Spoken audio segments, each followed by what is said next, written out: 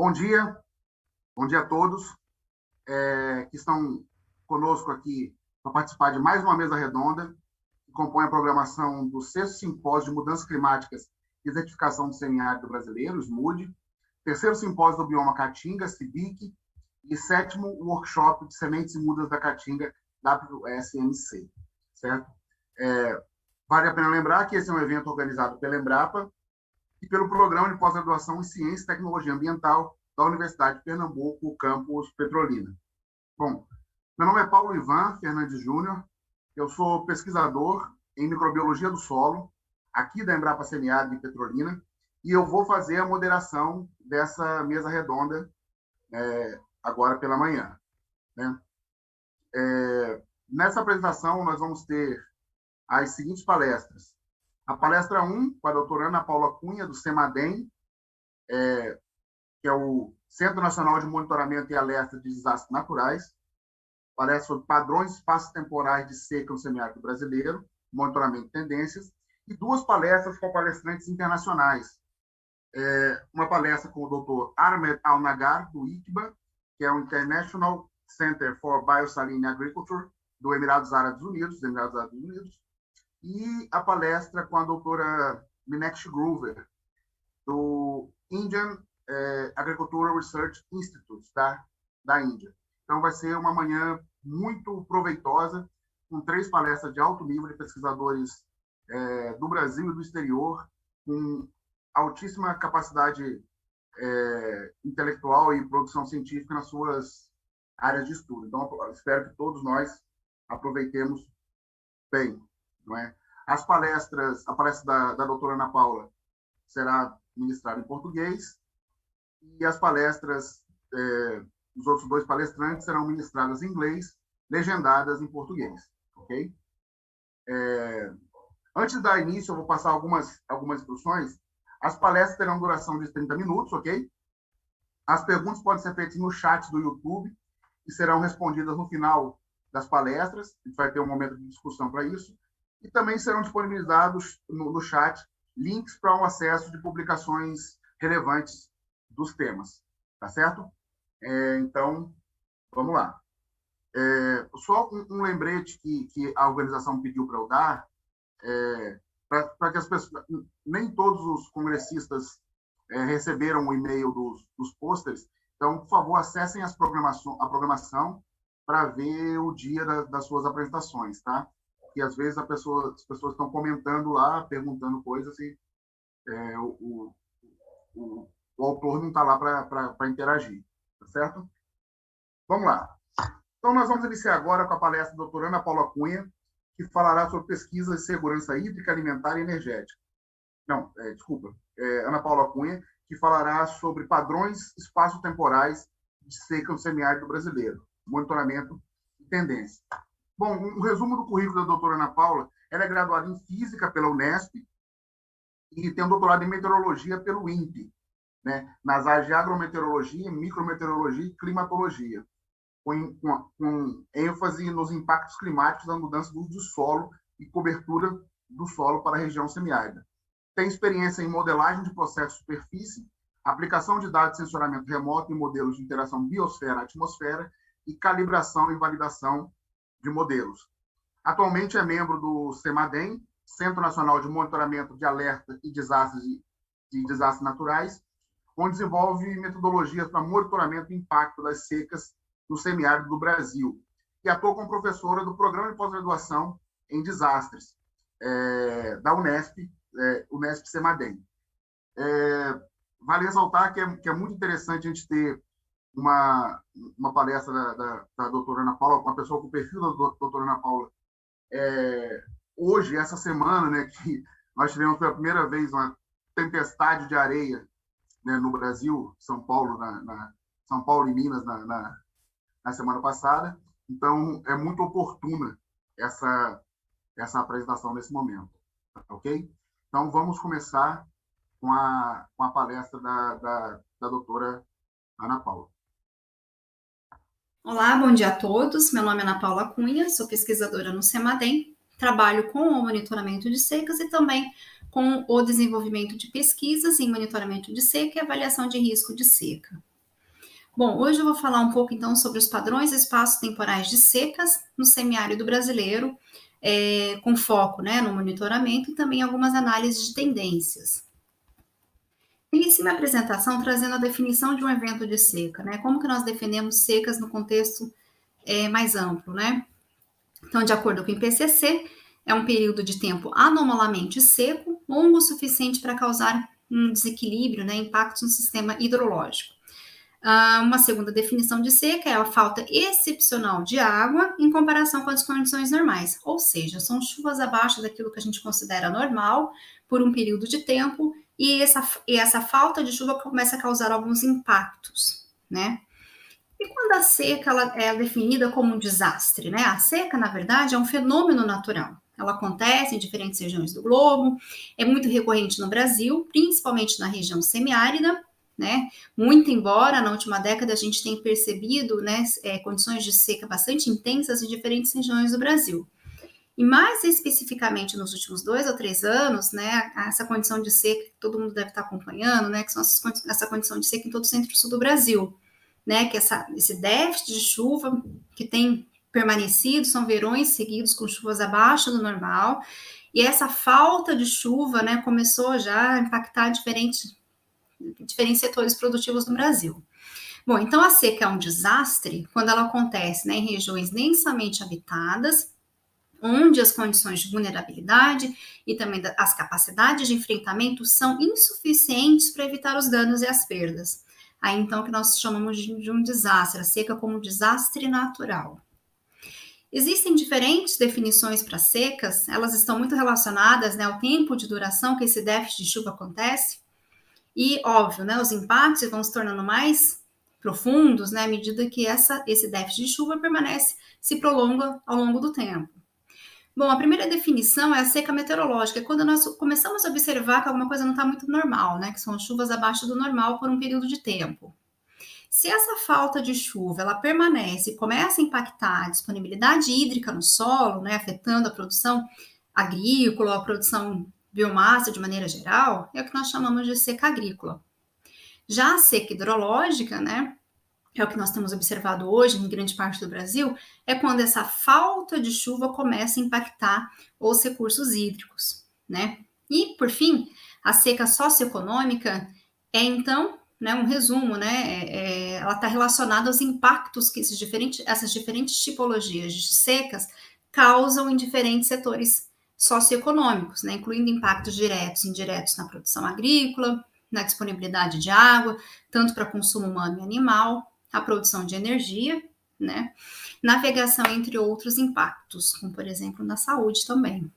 Então, de maneira geral, os impactos são mais intensos à medida que a seca dura por mais tempo, né?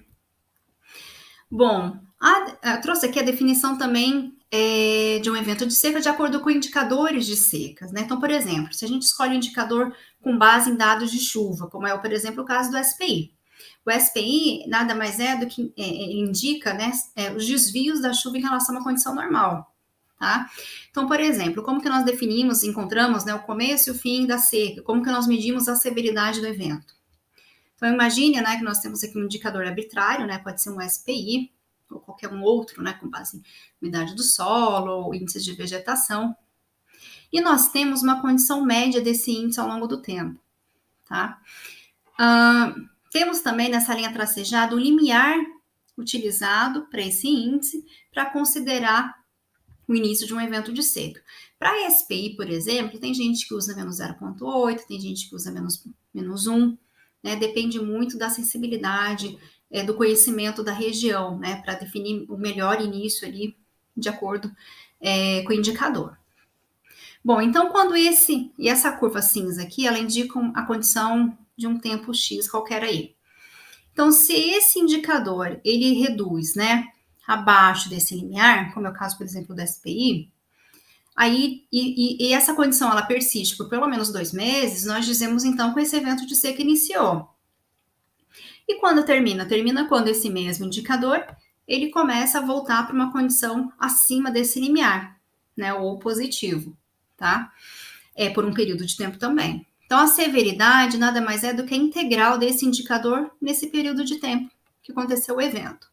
E a intensidade aqui, né, definida pelo GAR, nesse relatório de 2021 sobre secas, é então a severidade dividida pela duração. Então, é essa maneira mais habitual, né, de se definir um evento de seca e fazer o monitoramento propriamente dito. É o que nós utilizamos também no Semalem. Bom, nesse próximo slide eu trouxe esse índice padronizado de precipitação, SPI, ou seja, é o indicador de seca calculado apenas com dados de precipitação, né, na figura de cima. Então, aqui é uma média sobre todo o Brasil, com dados desde 1962 até 2021. Então, não preciso nem falar muito, né?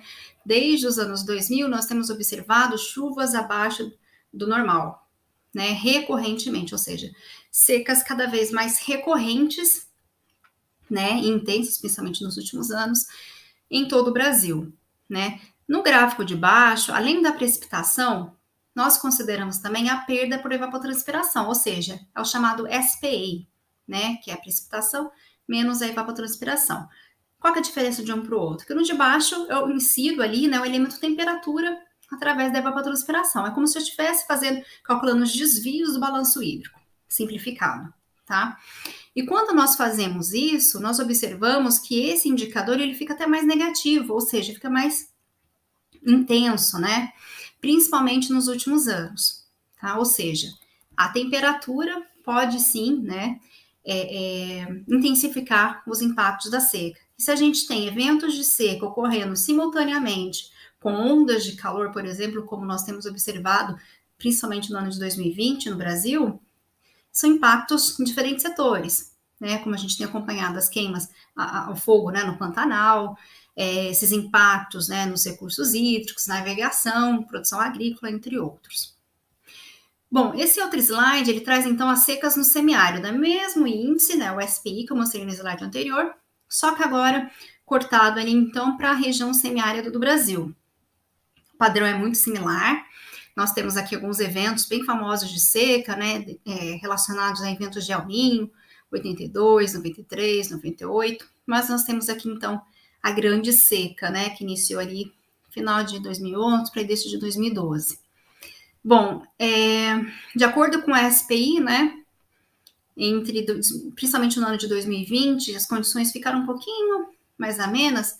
No entanto, em 2021, nós temos observado que a seca tem se tornado mais intensa em toda a região semiárida, como pode ser visto aqui nesse outro slide. Aqui eu trago o índice integrado de secas. O índice integrado de secas, ele combina o SPI, né, que é o indicador de seca estimado através de dados de precipitação, combinado com o VHI. O VHI é o índice de saúde da vegetação, tá? Então, é como se nós olhássemos o indicador da falta de chuva e o indicador da resposta da falta de chuva. Então, por isso que nós chamamos de índice integrado de secas.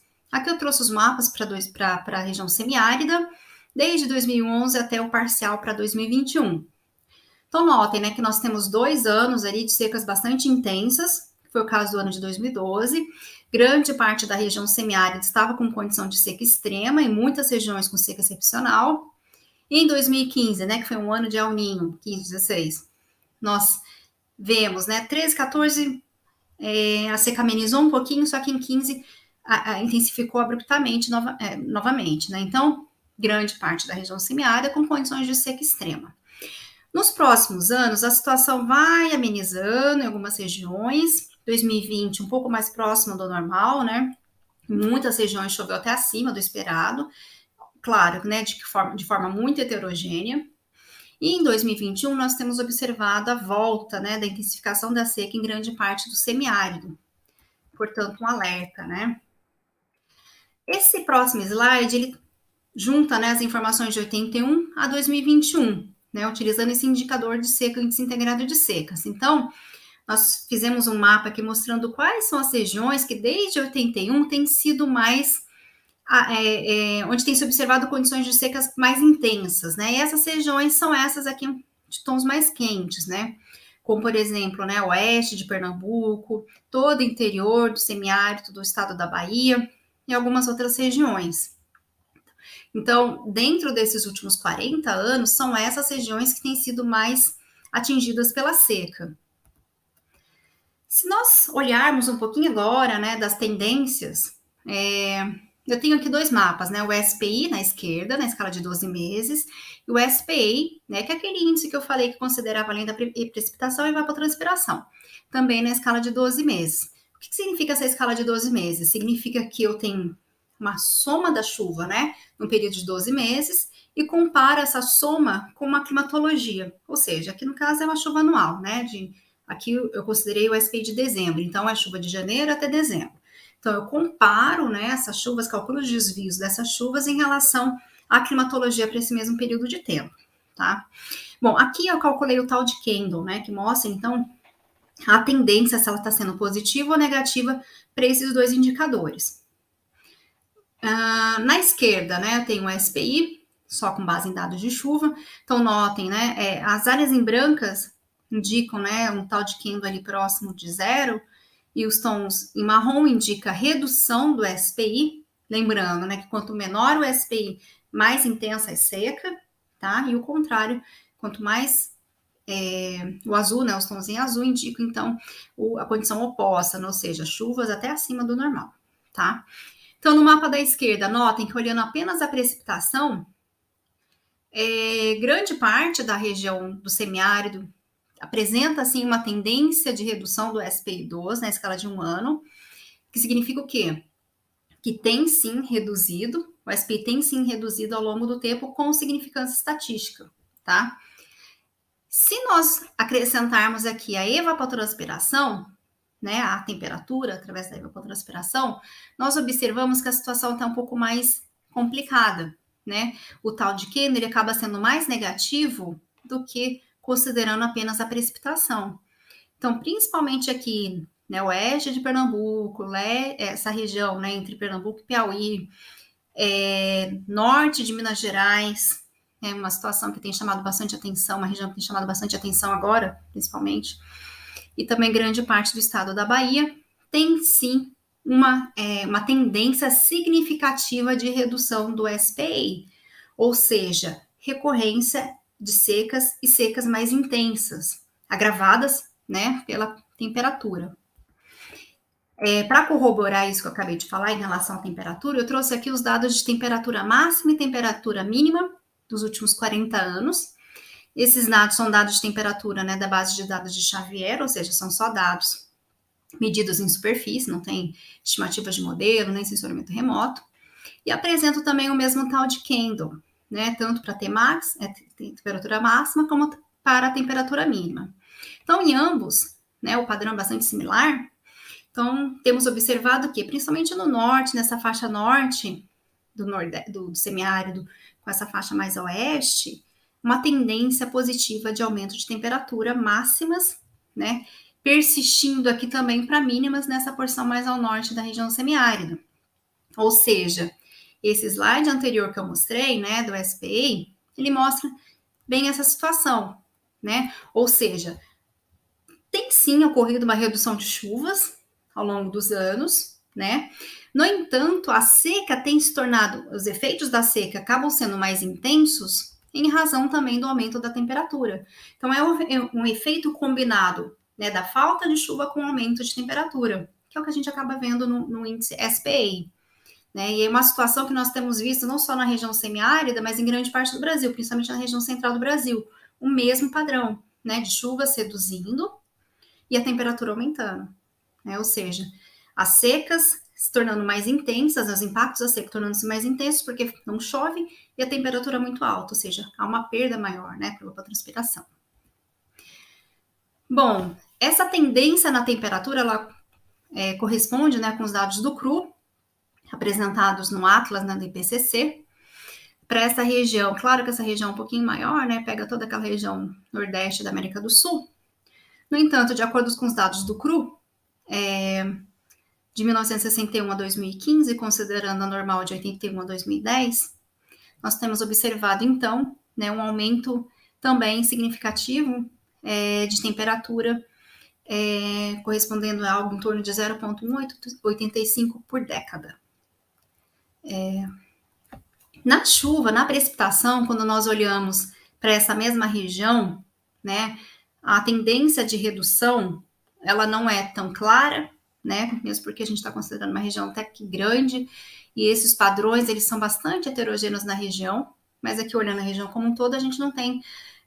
tem sim, né, uma queda, uma redução da precipitação, né, algo em torno de menos 0,006 milímetros por dia, por década, mas olhando a região como um todo, não é tão pouco, não é uma redução tão significativa como em outras, né, ou se a gente considerar uma região menor do semiárido. No entanto, é importante, né, uma observação bastante importante. Aqui são dados do GPCC, e aqui a observação é que nós estamos olhando apenas para o período de novembro a março. Se nós colocarmos aqui só o verão, né, a tendência ela é um pouquinho menor ainda, né, a redução ela é um pouquinho maior, ou seja, desculpa, a redução é um pouquinho maior, tá?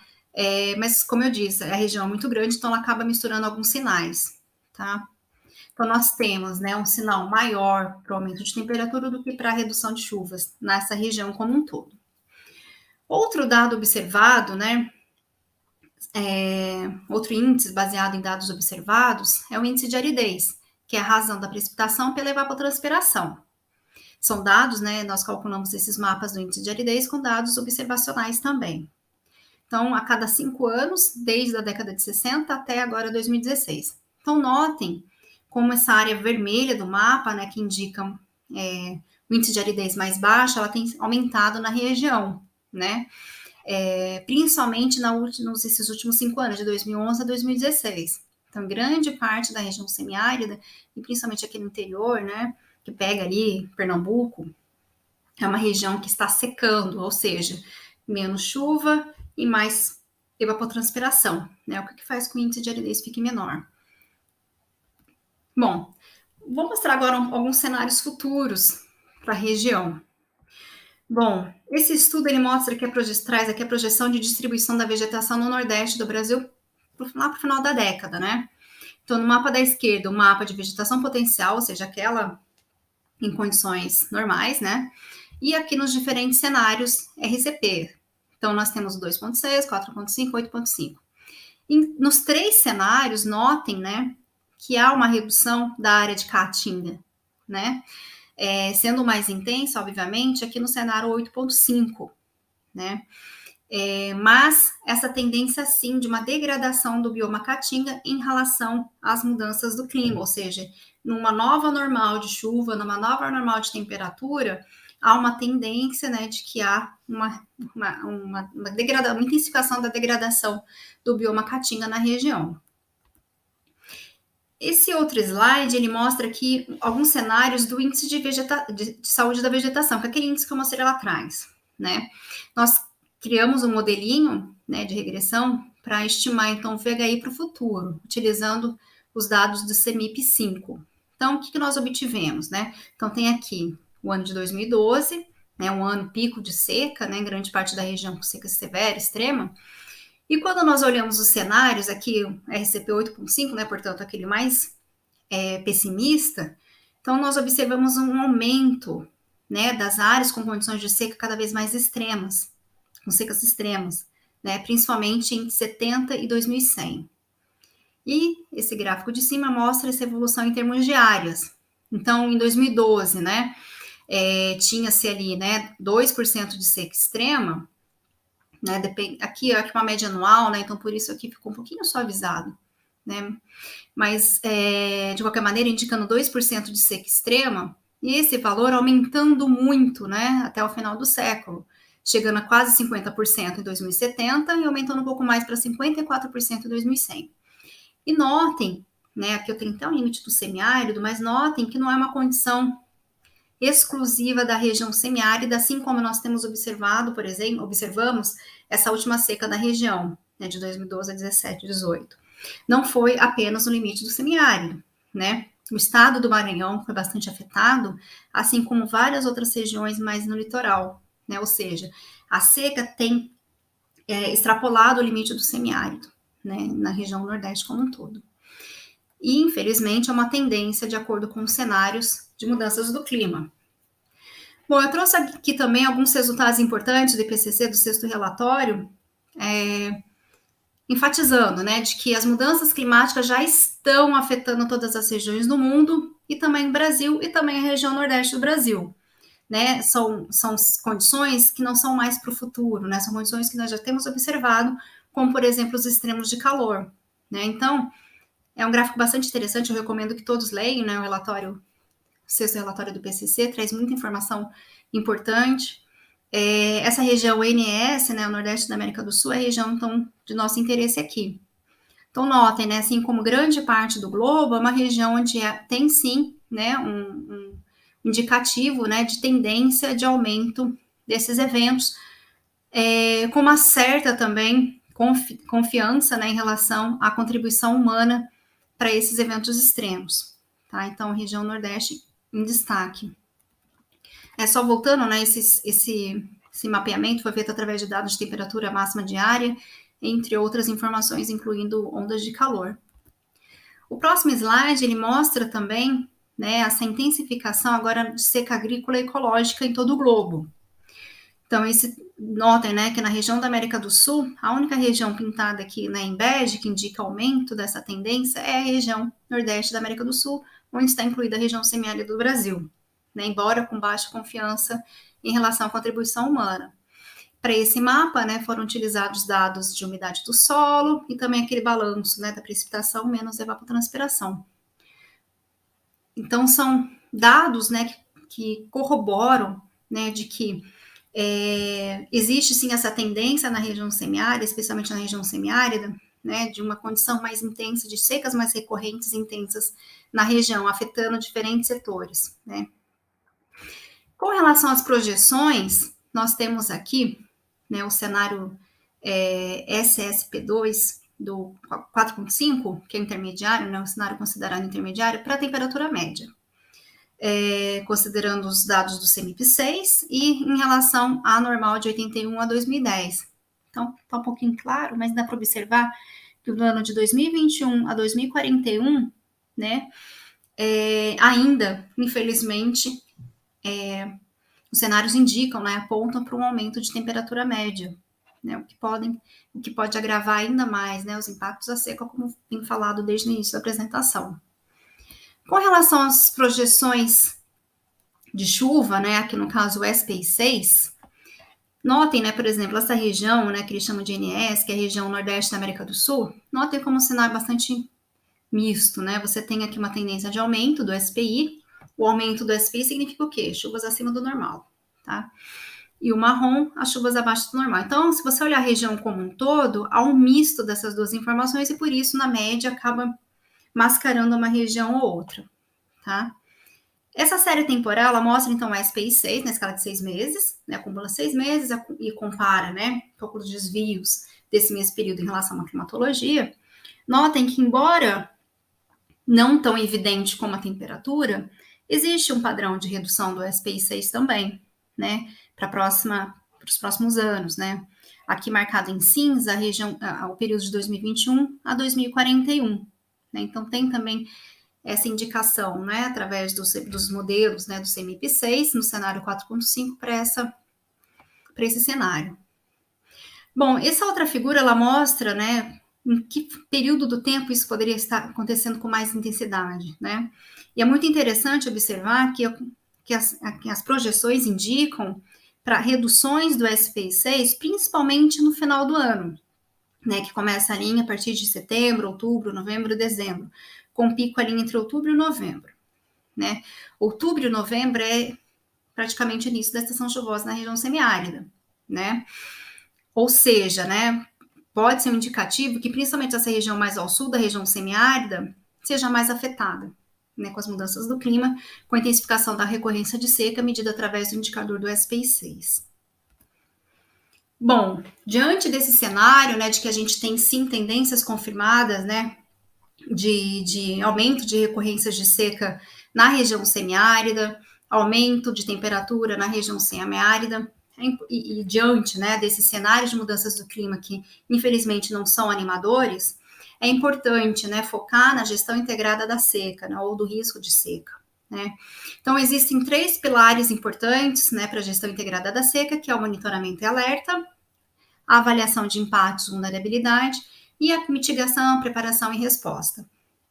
O CEMADEM, ele trabalha basicamente nessas duas esses dois pilares, né, que é o monitoramento propriamente dito e também análises de impacto e também vulnerabilidade. Então, trouxe aqui só alguns slides para ilustrar o que nós temos feito, né, o que tipo de dado nós temos utilizado para o monitoramento de seca no SEMADEM. Então, no contexto de seca meteorológica agrícola, que é aquela seca, né, que causa impactos em uma escala de tempo mais curta, nós utilizamos diferentes dados de chuva observacionais, complementados com dados de chuvas estimados por satélites, dados de umidade do solo, tanto in situ, né, da própria rede observacional do SEMADEM, como também oriundos, né, estimados por satélites, os índices de vegetação, eu já falei um pouquinho deles na apresentação, são também informações importantes que temos considerado no monitoramento. Todas essas informações compiladas dão origem, então, ao que chamamos de índice integrado de seca. Aqui numa versão já 2.0, né, onde nós incluímos, além da chuva e índice de vegetação, a umidade do solo. Bom, nós fazemos também monitoramento de seca hidrológica, utilizando os dados de chuva de diferentes fontes também, e também, né, dados de vazão, olhando, né, também índices padronizados de vazão, assim como índices padronizados de chuva. Além do monitoramento da seca agrícola e da seca hidrológica, nós realizamos também monitoramento do risco de seca, né? O risco de seca, ele vai além do fenômeno físico em si, né? Ou seja, é a ameaça, né, a falta de chuva combinada, né, com as vulnerabilidades e capacidades que eu falei lá no início, né?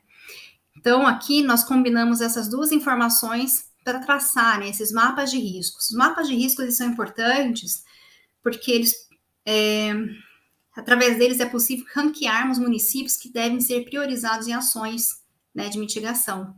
Por exemplo, você pode ter 2 municípios, né, em diferentes regiões do Brasil, sendo atingidos, né, por uma seca de mesma intensidade. No entanto, dependendo das vulnerabilidades locais e das estruturas institucionais, das capacidades que se tem nesses 2 municípios, eles podem sim ser impactados de formas diferentes. E por isso, né, podem serem avaliados a fim de encontrar uma priorização, né, para se atender primeiro aqueles municípios que estão sendo mais impactados. Né? Esse é um tipo de avaliação bastante importante e que temos feito também. Além disso, né, nós temos participado no SEMADEM de salas de crise, de seca, né, coordenados pela Agência Nacional de Águas. Hoje, vigência, né, algumas que temos participado é do Pantanal, da região sul, acompanhando já pelo menos uns 2 anos, essas regiões.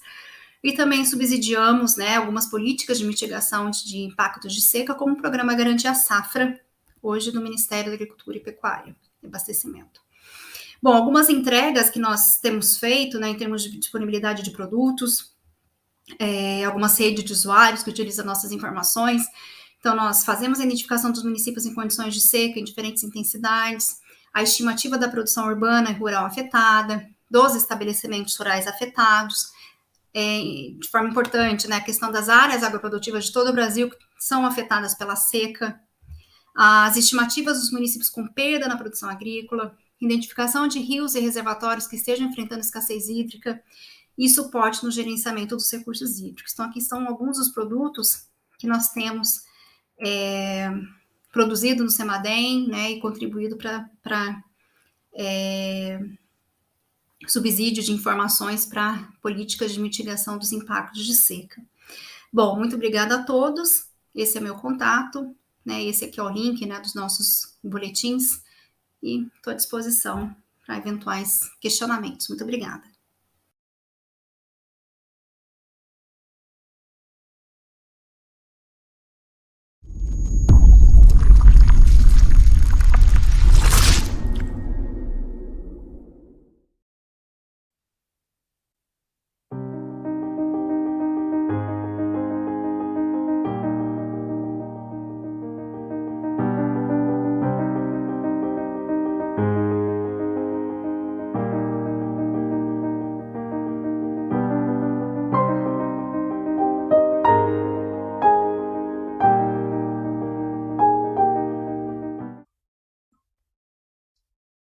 Bom, parabéns, doutora Ana Paula Cunha, pela excelente, preocupante palestra. Então, tem algumas perguntas já colocadas no chat, mas vamos fazê-las no final, né, na apresentação, ok? Um instante, por favor.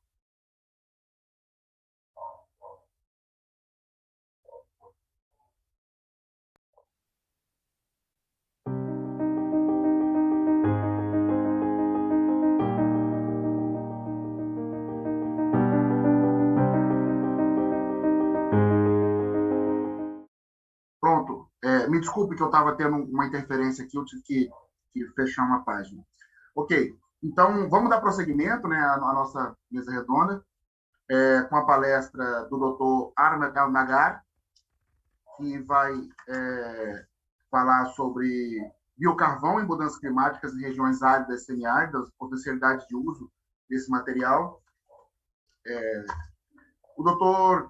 Ahmed tem PhD, doutorado em Ciência do Solo e Gestão Ambiental pela Faculdade de Ciência da Vida da Universidade de Copenhague, na Dinamarca. Publicou mais de 20 produtos, entre artigos em revistas especializadas, capítulos de livros, diversos resumos e trabalhos completos em anais de congressos, conferências. Trabalhou como professor associado de Ciência do Solo na Ain Shams University, no Egito, e no Departamento de Solos da King Saud University em Riyadh, Arábia Saudita. Ele é membro do ICBA, que é o International Center for Biosaline Agriculture, e a sua pesquisa se concentra na biomassa de origem orgânica como fonte sustentável potencial de nutrientes para sistemas agrícolas, na melhoria do solo, condições de solo e qualidade, e água como recursos naturais, solo e água como recursos naturais valiosos, tá certo? Então, convido a todos a aproveitar agora a palestra do Dr. Ahmed e podem ir colocando as perguntas, questionamentos no chat que a gente vai fazer ao final. Vamos lá.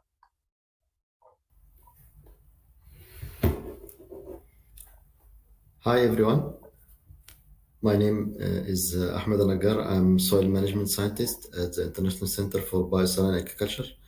I would like to thank the organizer of this symposium for inviting me to give a small presentation about using biochar for enhancing arid and semi-arid agroecosystem tolerance to climate change.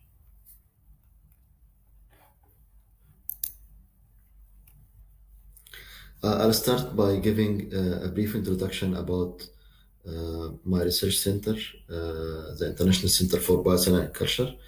ICBA is an international organization, non-profit agriculture research center that was established in 1999, and it is funded mainly by Islamic Development Bank and the government of United Arab Emirates.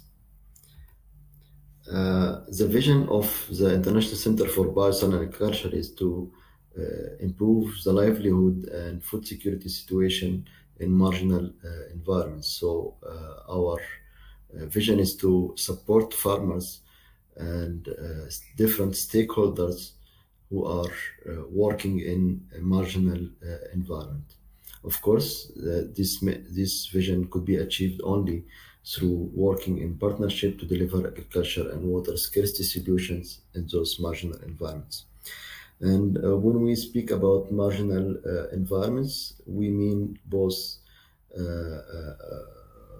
environments that have biophysical constraints or socio-economic constraints. So biophysical constraints that like constraints in soil fertility, in poor drainage, in soil salinity or low water quality, saline water or insufficient water, drought, all kind of biophysical constraints that limit the agricultural production. For socioeconomic constraints, we mean all kind of economic or social problems that could limit also the crop production. So, of course, since we are interested mainly in marginal environment, dry lands actually represents one of the main area that ICBA focus on. And as we all know, that vast area of the world is covered by dry land. Around 66 million kilometer square is covered by dry land, which is like 45% of the Earth's surface.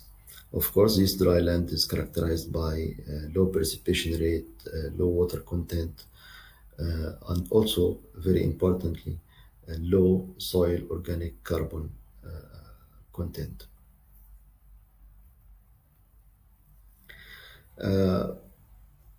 Most of this dry land actually can be classified as regosols or leptosols, shallow soil, or arenosol, sandy soil, or calci soils, the soil with calcic horizon. And this kind of soil, it can be found in most of the world continents, but especially in Middle East, in west of Asia, in south of Europe, and also in South of America, and also in Brazil. I think you can also find most of these soil profiles. So the problem in this in this soil actually is that it has very low soil organic matter content, and we all know that soil is very essential and it plays a very important ecological roles. Soil organic carbon plays a very important ecological roles in the soil. It gives the soil its most of its chemical, physical, and biological characteristics. It plays a major role in nutrient cycling, in soil stability, in improving the soil, improving biodiversity, improving the aeration, and making soil more favorable for fauna and flora. So we have a problem when we have low soil organic carbon, because then soil will be exposed to different kind of environmental and ecological risk. So these risks could be drought. So when we have less organic carbon, we have high probability of drought because of the low water holding capacity. We have also lack of irrigation and low water use efficiency due to the low organic carbon content. Also, the problem of salinization becomes higher and more risky. Desertification, erosion, nutrient deficiency and nutrient losses, soil contamination. So all of these ecosystem risks, they are found in arid and semi-arid region, and of course the ultimate goal is to help reduce these ecological risks and improve the situation in the arid and semi-arid regions. So, of course, the main strategy to improve the arid and semi-arid region is to improve the soil organic matter, because of the different rules of soil organic matter, biological, physical, and chemical rule of soil organic matter that we all know. So several soil management strategies for soil protection have been applied, including conventional organic soil amendments, and like adding animal manure or adding sewage sludge or mulching, compost. So there are many soil amendments that have been tested to improve soil characteristics. But the main problem with these organic inputs that the residence time in the soil is very low. as we all know, we can classify soil organic matter into three fractions: labile soil organic matter, slow organic matter, and stable soil organic matter.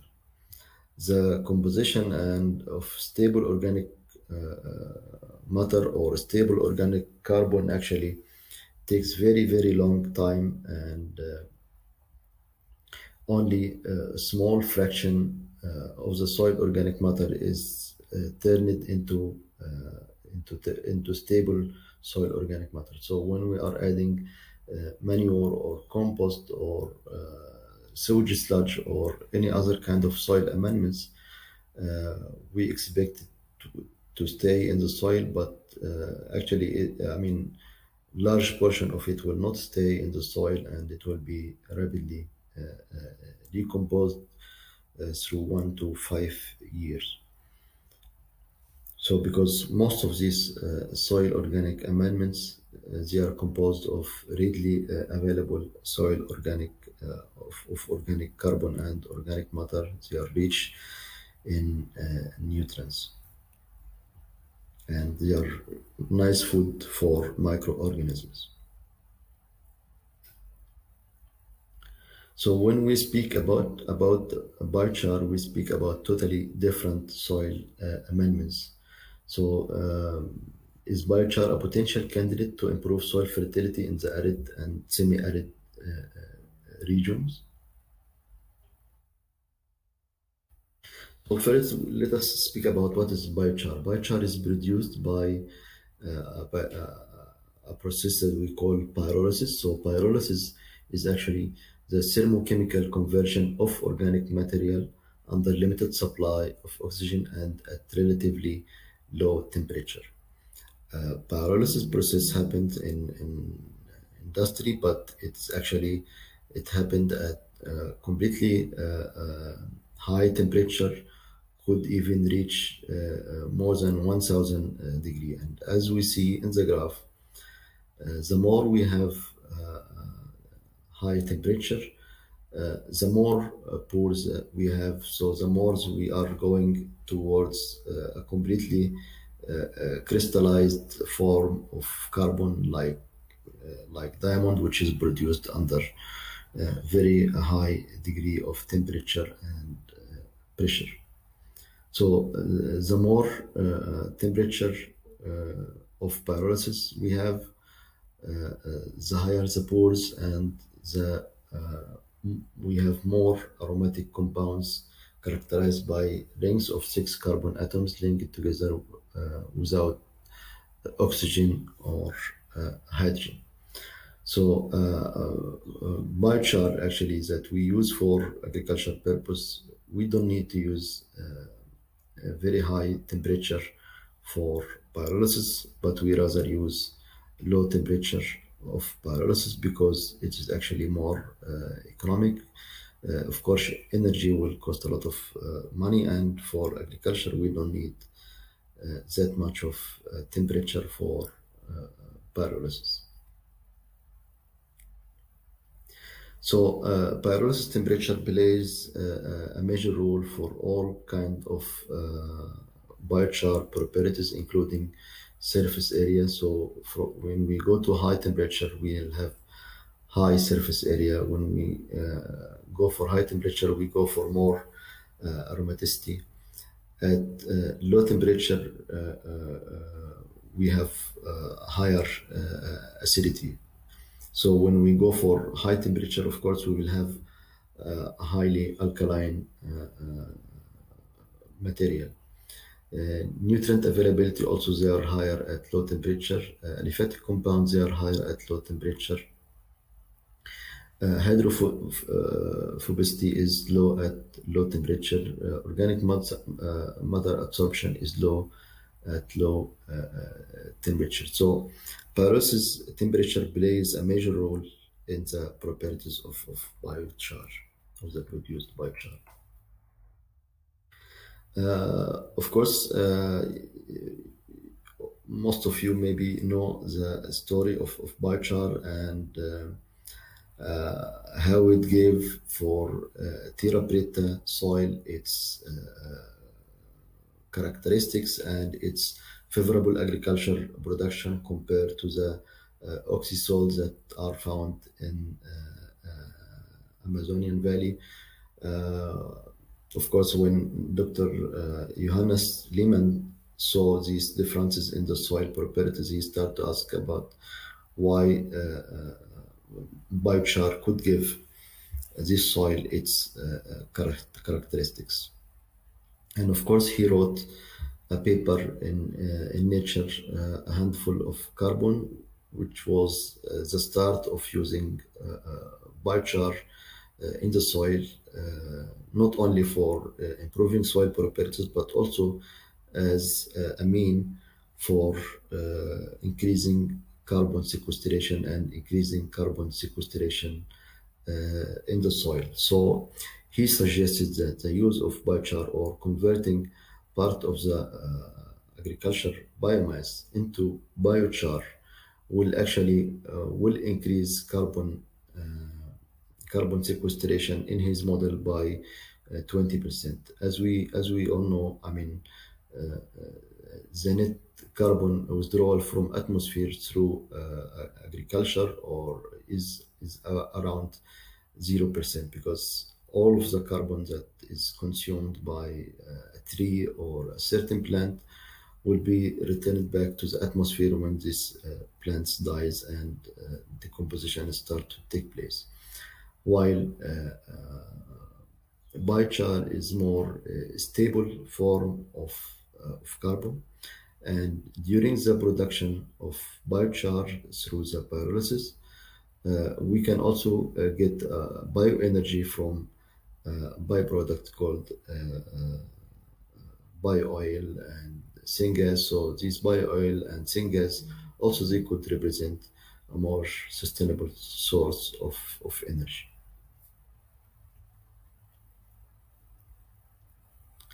So why we think that biochar is a potential candidate for soil restoration? And as we mentioned, because of its different benefit for the environment, it improves the soil. At the same time, it can work as a waste management strategy. Instead of having a lot of urban or agricultural waste, these wastes are converted into a very useful soil amendment. Also, mitigation of climate change, since it stays in the soil for quite long time and improves the carbon sequestration and reduce carbon dioxide in the atmosphere because of the sustainable energy production through the biogas and bio-oil and syngas that is produced through pyrolysis process. Therefore, many scientists and many stakeholders nowadays think that biochar is actually important soil amendments for improving dry lands, specifically sandy soil, which has very low organic carbon and very low water holding capacity. But actually, I mean, as agronomists, when we look for the publications about biochar now, there are so many, but also they are very contradicting. We can see a lot of contradictions in the publications regarding biochar and its impact on soil properties and its impact on productivity. So, big part of this contradiction is due to the nature of biochar, because of it is highly variable material. I mean, when we look, for example, to any other kind of soil amendments like compost or manure, we understand that different feedstock will give different products. Manure from a horse is different from manure from cow, or different from manure from poultry. And the same for composting. I mean, what kind of feedstock we use for doing the compost, we will have a different compost quality, and also during the processing of composting, for how long, and the quality of the process will produce totally completely different product. And the same applies for biochar. So biochar is highly variable material. It is different depending on the method of production, depending on the temperature used for pyrolysis production, also depending on the oxygen. I mean, if it is produced under complete absence of oxygen or under partial oxygen condition. Sometimes people also they use pressure. Sometimes people use activation, like activated carbon. Of course, different feedstock, they play also a very important role in biochar quality and biochar properties, and so its impact on the soil and crops. And we can see in the literature a variety of different feedstocks or different have been used for biochar production, and they all give very different data in terms of pH, in terms of available nutrients, in terms of salinity, and in terms of impact on soil properties. And therefore, we can only advise to study very well, I mean, what kind of soil you have, what kind of crops you are growing, and then you can design your biochar based on these variables. I'm going to show some of the work that we have been doing on biochar. As we mentioned, biochar is completely or highly variable material. So we started by studying the properties of biochar in order to know what kind of biochar quality we get from different pyrolysis regimes. So in this paper that was published in Bioresources Technology, too early actually in 2013, we found out that pyrolysis temperature plays a major role in the produced biochar quality, specifically organic carbon stability.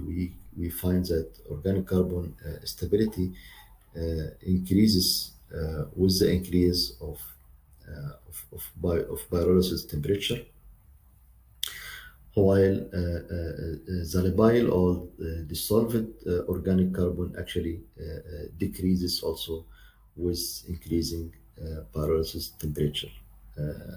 Again, it is kind of trade-off. If you need if you are looking for very high stability, then you have to go for high temperature. But if you are looking for more economical production, then you will have to go for lower pyrolysis temperature.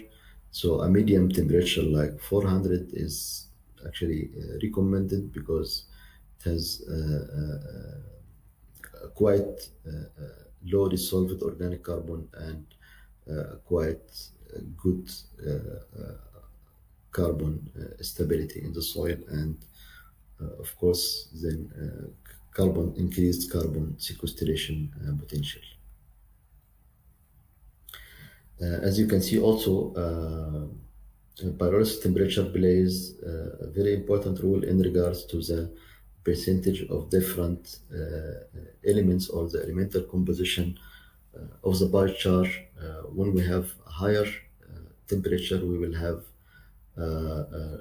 lower organic to carbon ratio and lower organic to hydrogen to carbon ratio, because we will have more higher carbon and we will have lower oxygen and lower hydrogen.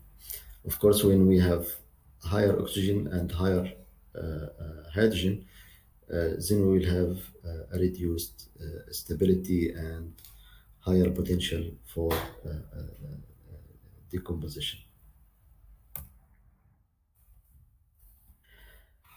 In another experiment, in another study, we studied the impact of biochar on carbon mineralization and nutrient availability under sandy soils to see for ourselves, what is the real impact of biochar on carbon efflux from the soil. It is quite tricky when we speak about carbon efflux from the soil, because carbon, of course, is emitted from the soil mainly due to soil respiration. So when you have any higher activity, when you have when you are increasing irrigation rates, when you have higher water content, or if you have higher nutrient availability, you can expect higher respiration rate or higher carbon efflux. Also, when you are adding a readily available carbon source, you will have higher carbon efflux. So in order to study that, we compared. We cannot compare biochar to the control, because when we are adding biochar, we are adding a carbon. Still, part of it is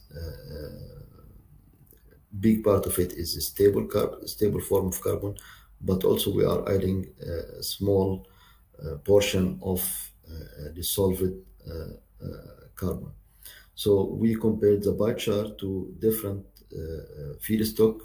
So we compared it to biochar from a tree called conacarbs. So we used the wood for producing biochar, and we applied both the conacarbs wood as a raw material, and we added it as a biochar. We also used poultry manure with the same amount of carbon, and then we compared the carbon dioxide efflux, and we found out that the increase in carbon dioxide emission from the soil by biochar is almost very close to the control. So the increase in carbon efflux emission due to adding biochar is almost negligible.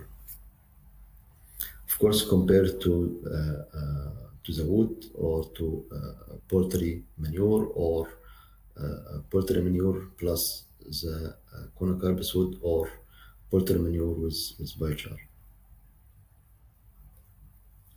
The combined application of biochar and manure increased also nutrient availability and nutrient content in the sandy soils. So this is why we have quite high increase in the carbon efflux from poultry manure combined with biochar.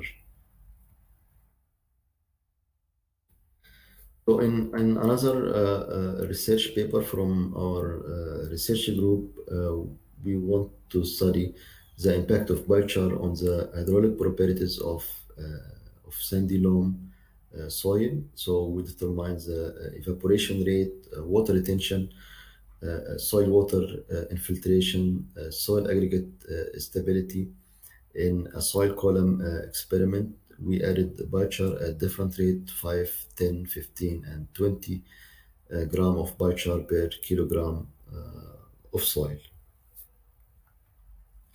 So we found that biochar significantly reduced evaporation and significantly increased the retained water, as you can see. So with increased ratio of biochar, we noticed a significant increase in retained water, and also significant decrease in evaporation throughout the experiment.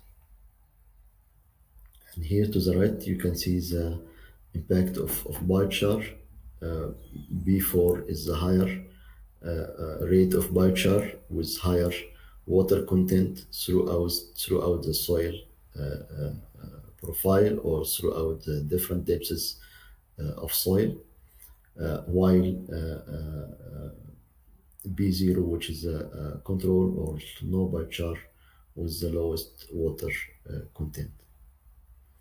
The same was noticed for soil aggregate stability, and soil aggregate stability is very important soil property because it actually plays a major role against erosion and combating desertification. And also when we have higher soil aggregate stability, we have more favorable soil conditions for plant growth and for nutrient availability. So with higher rates of biochar, clearly the experiment showed higher rates of stable aggregates and higher aggregate size. So we started to think about biochar in this marginal environment, and in many of these marginal environment, we are obliged to use kind of saline water or low quality water. So the question now, I mean, biochar is known for its potential for nutrient absorption. So what will happen with saline when we apply saline water or irrigate with saline water in sandy soil? So we grow tomato in greenhouse, and we irrigated with saline and fresh water. And also the results of biochar application was actually very clear. You can look here to the total yield increased from 244 ton per hectare in case of control to 273 and 294 for biochar. Also, of course, the crop increased by using the farm residue as a comparison or as an amendment that we compared to biochar. But the increase with biochar was almost like 40%. But again, at the of course, with under saline irrigation, yield decreased. But adding biochar actually improved plant tolerance to soil, to salinity, and to irrigation with saline water, and still significant increase in the tomato production was achieved using biochar at 4% or 8%. So part of these outcomes can be interpreted by higher or significant nutrient availability for soil treated with biochar. Of course, we found out that soil organic matter significantly increased after the application of biochar, and most of the nutrients also nutrient were highly available with the use of biochar.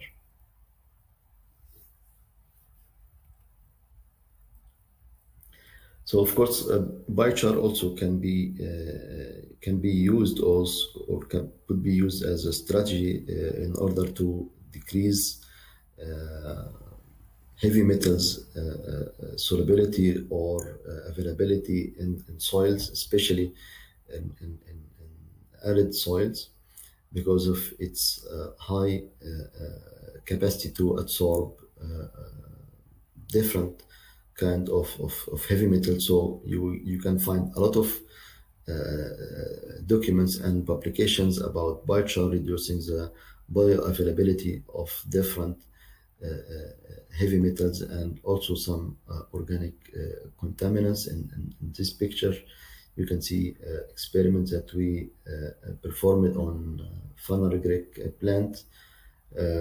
We supplied the plant with increasing doses of cadmium from 0 to 50, and you can see the reduction of biomass when we are adding a biochar at the highest concentration of cadmium. You can see the increase in the shoot growth.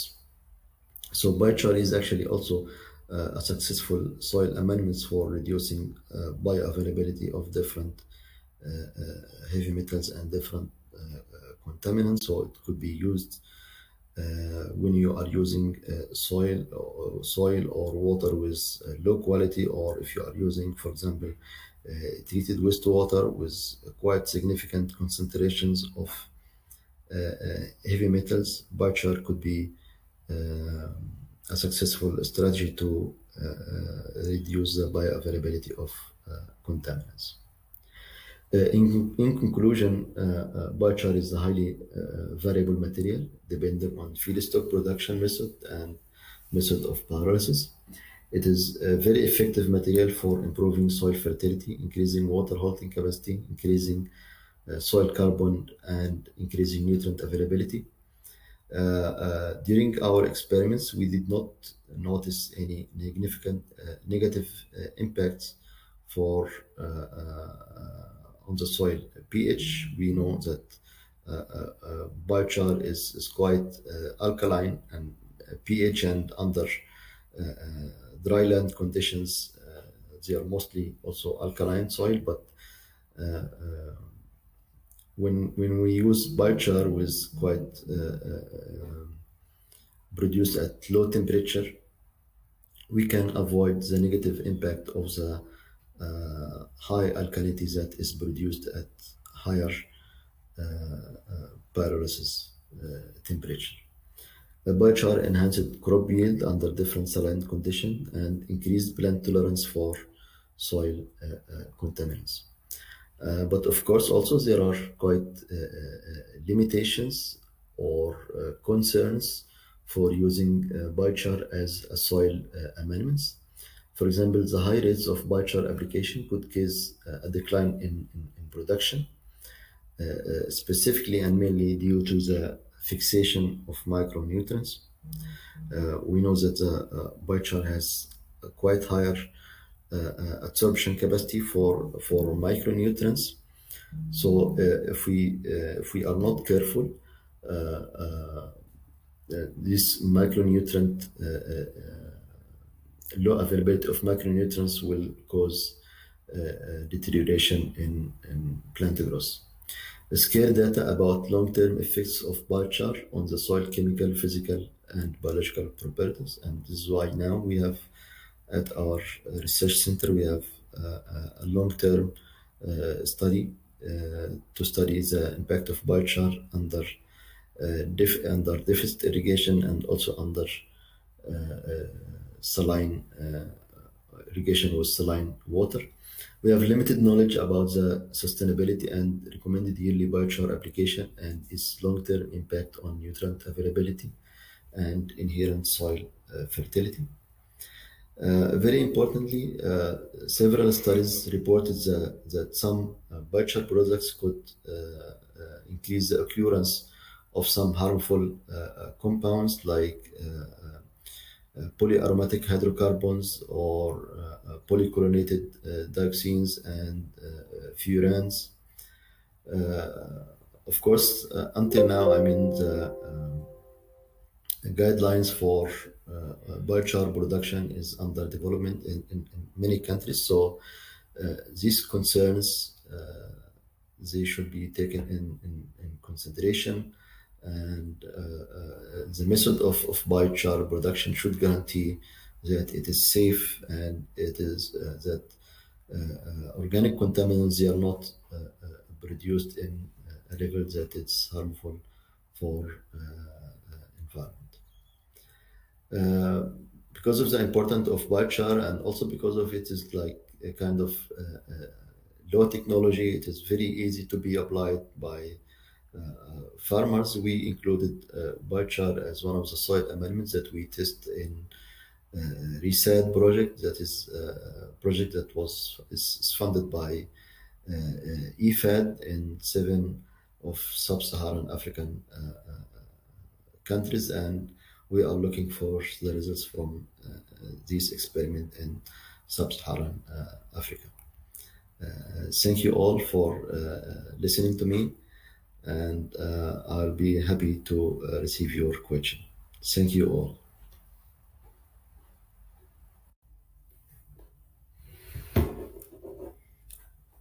Hi everyone, my name is Ahmed Anagar.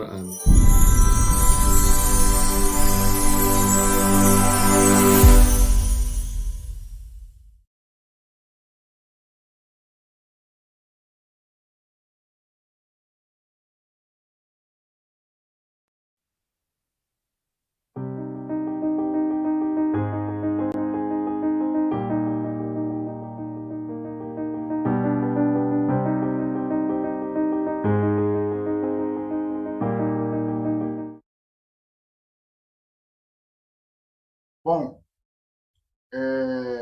agradecemos muito ao Dr. Ahmed pela excelente palestra das propriedades e aplicabilidades do Biochar em condições áridas, semiáridas, não é? Que, evidentemente, tem muitas aplicações aqui na nossa condição semiárido brasileiro. A gente vai discutir isso um pouco ao final, certo?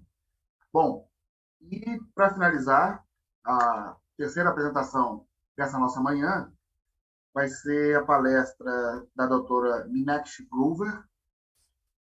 A doutora Meenakshi Grover, ela é mestre em ciências pela Haryana Agricultural University, Índia. Possui PhD pela Universidade de Kurukshetra, na área de especialização de interação planta-micro-organismos sobre condições de estresse, certo? Ela recebeu o prêmio Woman Scientist Fellowship pelo Departamento de Ciência e Tecnologia, o equivalente ao Ministério da Ciência e Tecnologia da Índia, né? E o prêmio de melhor equipe multidisciplinar pelo ICAR, que é a instituição dela, o Indian Agricultural Research Institute, 2018-2020. Ela é editora associada da revista World Journal of Microbiology and Biotechnology, é editada pela Springer, uma das revistas revista muito renomada na nossa área de microbiologia, interação planta-microorganismo, né, tem um fator de impacto superior a 3. Desde 2013 ela é editora, e ela faz parte desde 2018 do ICAR, que é o Indian Agricultural Research Institute. Então, convido a todos a assistir, aproveitar a palestra da doutora Meenakshi Grover sobre micro-organismos como ferramentas para aumentar a resiliência na agricultura. Então, vamos lá, boa palestra a todos.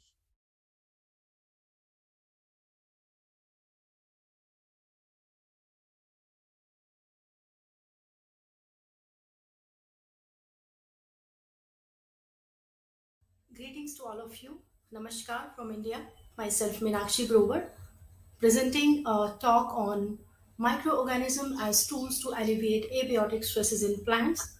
And before starting my presentation, I would like to thank the organizers for giving me this very opportunity to share my experience and present this talk and with you all. I'm starting with this very disturbing slide with the clippings showing different erratic and extreme events like flooding, frequent droughts, heat waves across the globe, and the intensity of these events and the frequency of these events is increasing. So the climate change is real. According to this IPCC 2021 report, the global surface temperature is likely to increase by 2100 by 1 to 5.7 degrees centigrade depending on the different emission scenarios And the prediction says that the frequency and intensity of these extreme weathers like heat waves, precipitation, agricultural and ecological droughts, and intense cyclones and other erratic patterns is going to increase with the reduction in the Arctic sea ice and snow cover. Then these extreme daily precipitation events, they are projected to intensify by about 7% for every 1 degree rise in temperature. So we can see the alarming situation. And the warmer climate will also intensify very wet and dry kind of weathers and climate and seasons, which will be having implication in the form of floods and droughts. So if we talk about the abiotic stresses, we can say that we, the human race, we are responsible because with increase in industrialization, land use pattern change, and then we are intensifying the agriculture, and the misuse of soil is causing a lot of soil erosion and indiscriminate use of fertilizers, bleaching. Several factors they are accumulated with the climate change induced factor like elevated CO2, high and low temperature, drought, flooding, salinity, and mental toxicity. We can say there are different kinds of stress which are impacting the plant productivity in agriculture through direct and indirect effects. So direct effect because these different stresses they influence the physiology of the plant. They influence the because if the physiology of the plant is affected, the root acceleration pattern will also change because we know that the plant release around 40% of the photosynthase into the soil in the form of root accelerates, and these root accelerates they attract the soil biodiversity, particularly the microbial biodiversity. So the changing climate is causing different abiotic stresses, and these abiotic stresses they are affecting the physiology of the plant and also the soil biodiversity directly because with increasing warming the microbial communities are being affected, and the effect on the plant growth may be indirect because we know the microbes are in continuous interaction with the plants, and they can be beneficial, they can be deleterious, and they can be neutral. So they play a very important role in the nutrient cycling and plant growth. So any factor which is affecting the plants and the soil microbial biodiversity is ultimately going to have its influence in the form of plant growth.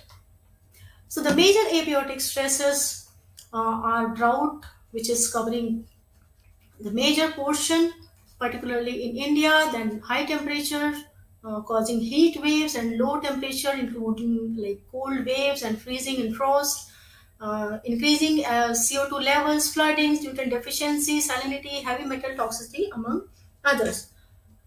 If we talk about India climate change is like really impacting because we are a country with major cultivable land under a rain-fed situation. We have a major area under semi-arid and arid system. So drought is a major problem. And besides salinity, acidic soils and waterlogging, water erosion, heat and cold stress, among the other stress including nutrient and metal toxicity, they are affecting the Indian agriculture.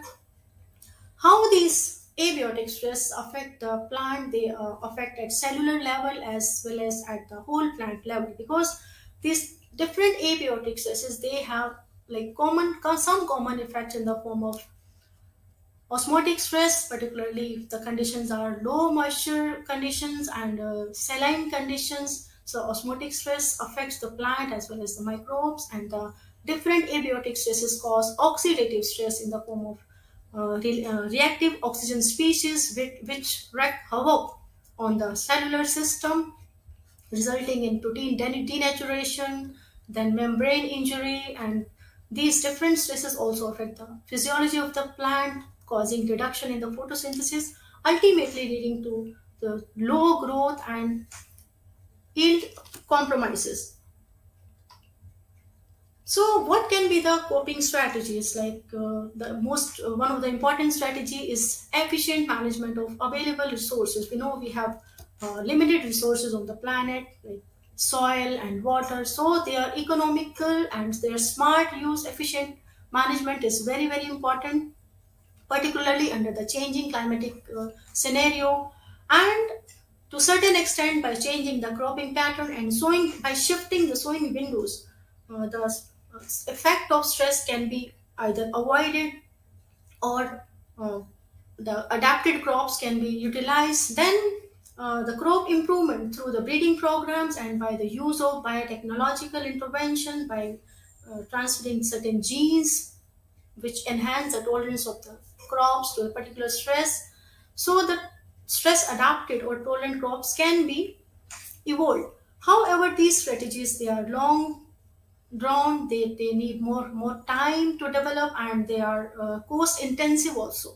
So then there is another option, plant beneficial microbes, which can be used as an alternative strategy, and they can be very simple and cost effective biological method which can be used on short term basis. The role of microbes, nowadays we are in this particular COVID scenario, we know the power of the microbes. But if we talk about the plant microbiome, it is the microorganism. They are the major key determinants of plant health and productivity. And nowadays we know that there is no eukaryotic system, plant system, which is without a microbe in association. So the role of microbes in the nutrient management, biocontrol, waste recycling, and reclamation of lands is already documented and it is in commercial domain. And but the in the last few years, last around 20-30 years, more and more research papers are coming, more and more reports are accumulating on the role of and the scope of these microbes to alleviate abiotic stresses, and a term induced systemic tolerance has been rightly proposed to depict the effect of these microbes in helping the plants to tolerate abiotic stress conditions. And there are the reports also, they are indicating the role of microbes in the reduction of greenhouse gas emissions and the adaptation of plants and animals to climate change related stresses. So these are the traits of the microbes which are already well accepted, well documented, and they are being exploited commercially. The microbes, they have very important plant growth promoting traits, like they can solubilize nutrients like inorganic form of phosphate, zinc, and potash, which are otherwise found in the bound form in the soil. Then they are able to improve the nitrogen status of the plant by providing biologically fixed nitrogen, so resulting in improved plant growth. Then they are able to produce certain chelators like citrophores, which can help in the iron nutrition. Then this production of different phytohormones like indolistic acid, gibberellins, and cytokinins, which play a very important role in the cell division and the particularly the root development in the signaling in response to different stresses and conditions. Then biocontrol of phytopathogens. So all these traits of these microbes, they are already well established and accepted, and now this new area of research like role of these microbes in protection from abiotic stresses is very well taken up, and lot of research is being carried out globally in this area. So we'll be focusing on little bit on this. So these are the microbes which the functional traits, like these are the some of the microbes like nitrogen fixers, symbiotic nitrogen fixers, which have been well studied, we can say, like rhizobium, bradyrhizobium, azorhizobium, and then this frankia and anabena, which this frankia, it forms nodules in the non-leguminous plant. And then there are non-symbiotic microorganisms which can fix nitrogen independently of a host system. Then we have phosphorus solubilizers, including Bacillus, Pseudomonas, Aspergillus, Cyanobacteria, and many others.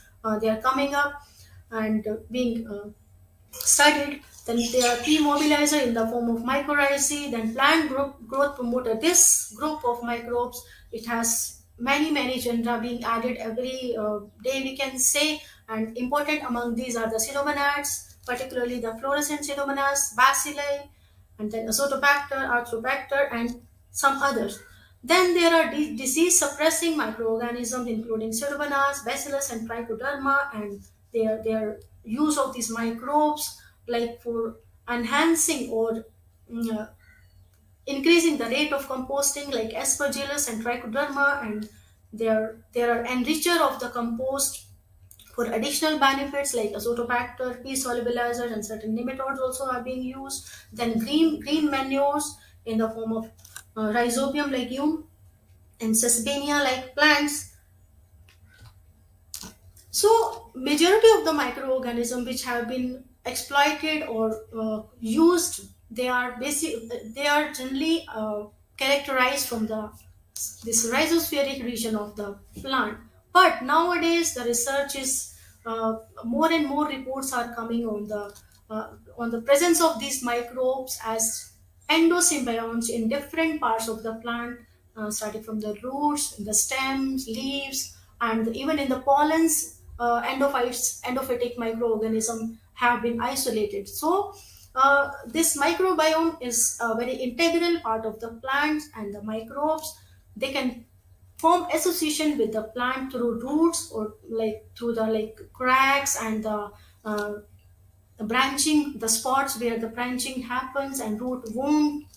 They can also enter the plant in the aerial parts through stomata, and it has been observed that even in the through pollen tube, the microbes, they can enter and they can become a part of the seed. And the microbes which are present in the seed, they can be vertically transmitted to the next generation of the plant after seed germination. So they become a very much a part of the plant through this seed germination part, and they help the plant in establishing in the initial stages of germination through they are producing certain lytic enzymes in the which help in the use of the stored uh, uh, food in this seed. And they have some addition, they can produce additional secondary metabolites which can help uh, the plants in fighting with the pathogens. So this is very important area of plant microbe coming up, and a lot of research is being going on. If we see how the abiotic stresses affect the plant microbe interaction, we know the microbes, they are present in different part of the plants, like they are present in the roots, in the rhizosphere soil, on the root surface, inside the root, and inside the even shoot and leaves. So any factor which is affecting the plant physiology is definitely going to impact or influence these microorganisms. So whenever there is abiotic stress, the altered physiology of the plant result in the altered root exudation pattern. And if there is change in the root exudation pattern, so the microbes which get nourishment from this root exudate, they are also affected. So there is with the change in any these abiotic factors, the microbial communities may change, and their interaction with the plant may also change. But there are certain microorganisms which have been found to alleviate the effect of the abiotic stress in plant when inoculated. So this is a very beautiful report, one of the initial report on the use of Panibacillus polymixa in Arabidopsis. So this left side we can see the Arabidopsis plant which is inoculated with Panibacillus polymixa, and right side is the control. So under drought stress condition we can see the effect of inoculation very clearly. This is a very important group of workers, Timus and Wenger. And next is from my lab. These are the bacilli strains, and under moisture deficit conditions, under 50% water holding capacity and 75% water holding capacity we are maintaining, we can see the difference in the control and the inoculated one. So the plants are more healthier and they are able to survive the stress condition for extended period of time as compared to the uninoculated plants. So this is another important report, like role of viruses in protection of plants from abiotic stresses. So this group is working, Zhu et al, and this is group of using So here they have used this bromomosaic virus in rice, in the drought stress rice plant after 6 days of withholding water. So this is virus free plant and the BMV affected plant. The clear difference on the plant growth, and here we can see the wilting symptoms, whereas the plant which is infected with BMV is quite healthy. And the use of these cucumber mosaic virus and tomato mosaic virus in beta vulgaris plants under drought stress and temperature stress, and then this tobacco plants and chenopodium under drought stress condition. The role of this TMV and CMV in protecting the plant against abiotic stress is clearly visible. Then it's very interesting phenomenon of tripartite association. This is a plant which is Dicanthelium leguminosum, which generally grows under geothermal condition where the temperatures are very high, and this plant forms symbiosis with a fungus which is Curvularia pluterbeta, and this fungus in turn is having symbiotic association with a virus which is known as Curvularia thermal turbulence virus. So the presence of virus is inside the fungus which is forming symbiosis with this plant, is providing tolerance to this plant under very high temperature. So here we can say this is the symbiote under the symbiotic conditions, under non-symbiotic condition at 50 degrees centigrade and 65 degrees centigrade. We can see even under very high temperature the plants are able to survive due to the presence of this virus which is present in the filaments of Curvularia, forming symbiotic association with this particular plant. So the importance of microbes in abiotic stresses is being observed in different groups of microbes, including viruses, fungi, and bacteria. So if we see the current status, like several organisms, they have been isolated from extreme environments which are stress tolerant, and some genes have been characterized with potential use in plants.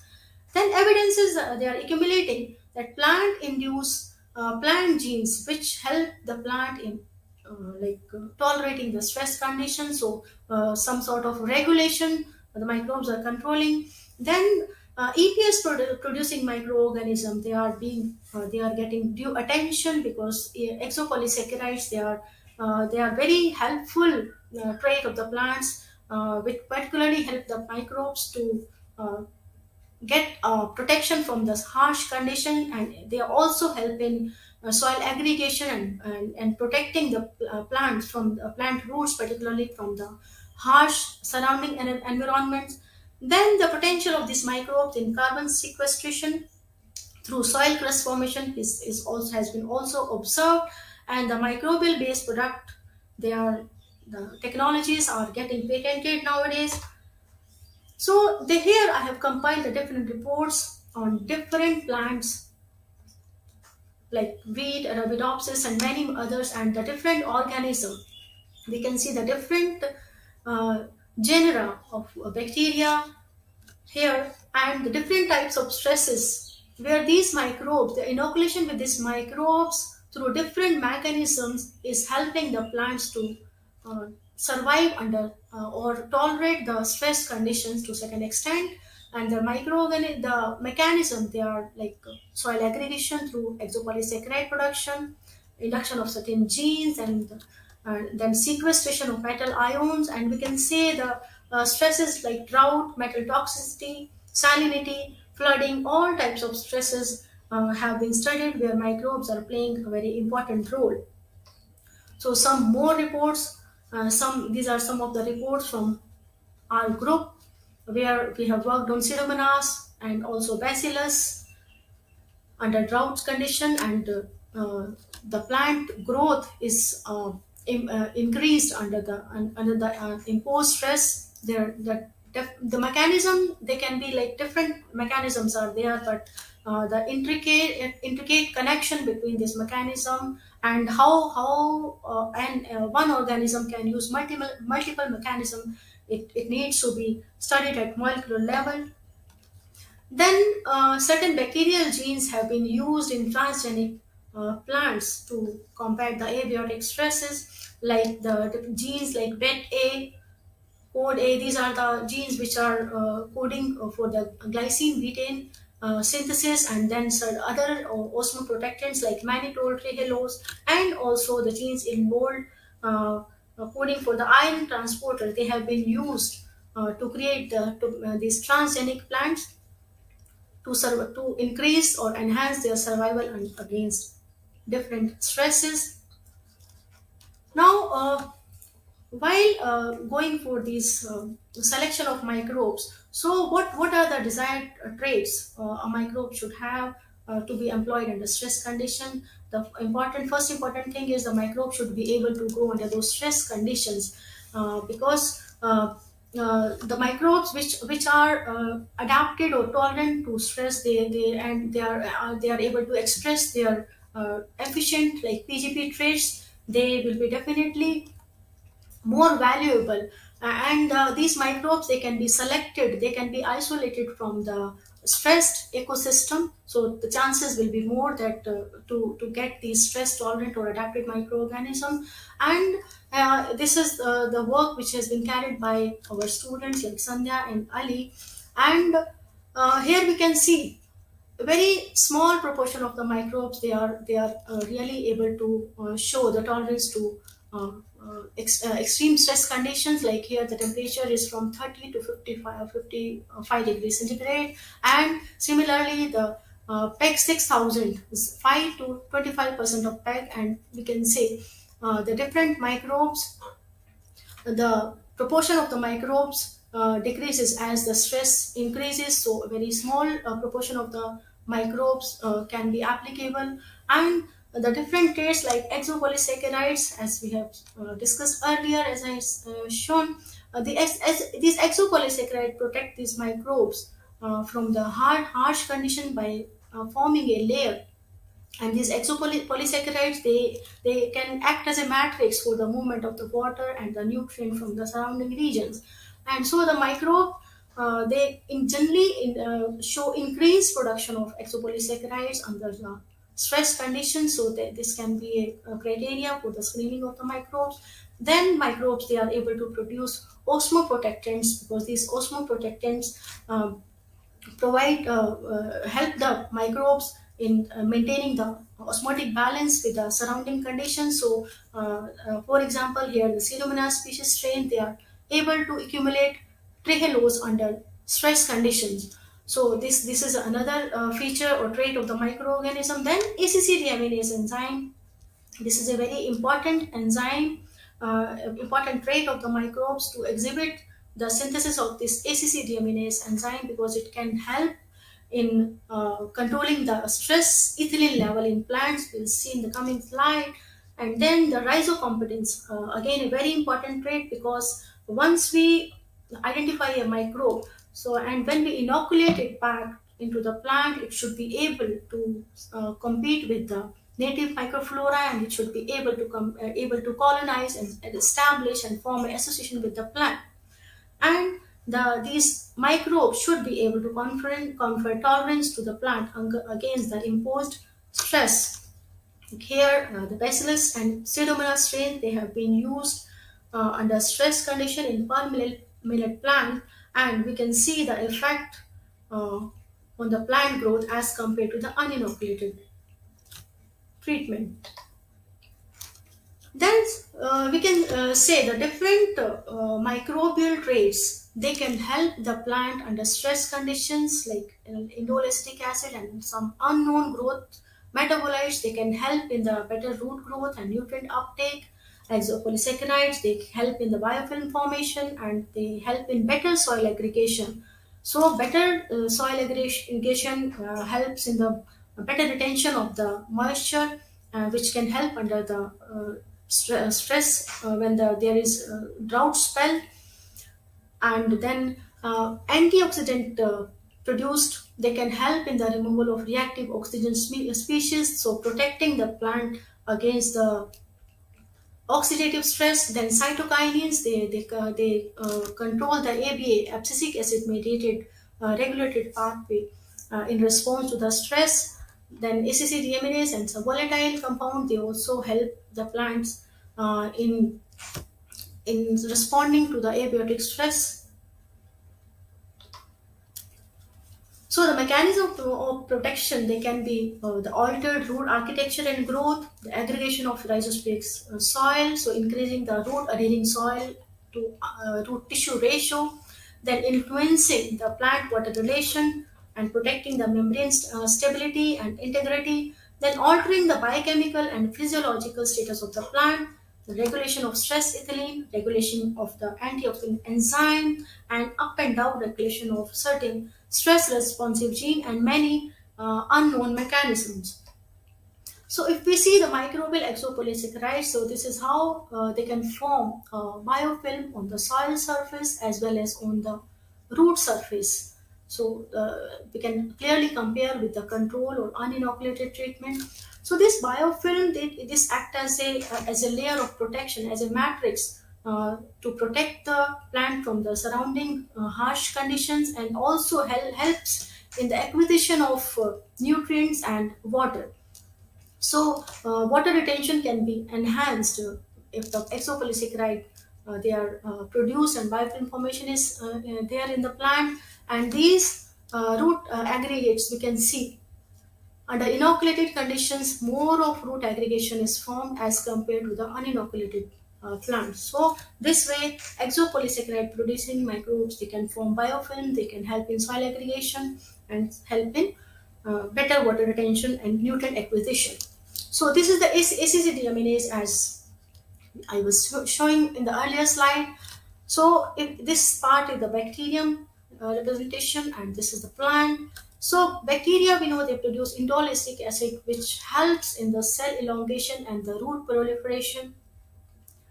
And this indole acetic acid also acts as an inducer for this ACC synthase. This is ACC is amino cyclopropane carboxylic acid. This ACC synthase help in the conversion of S-adenosylmethionine to ACC, and this ACC is a precursor for the ethylene. So now under stress condition, the plant produce excess ethylene, which cause inhibitory effect on the plant. And if these ACC deaminase producing bacteria are inoculated or they are forming association with the plant, so this ACC can be diverted to the microbes, which break this ACC into ammonia and alpha ketobutyrate for use as nutrients. So these ACC deaminase bacteria, they have been reported to increase the adaptability or tolerance of the plants under stress condition by reducing the this excess or stress ethylene.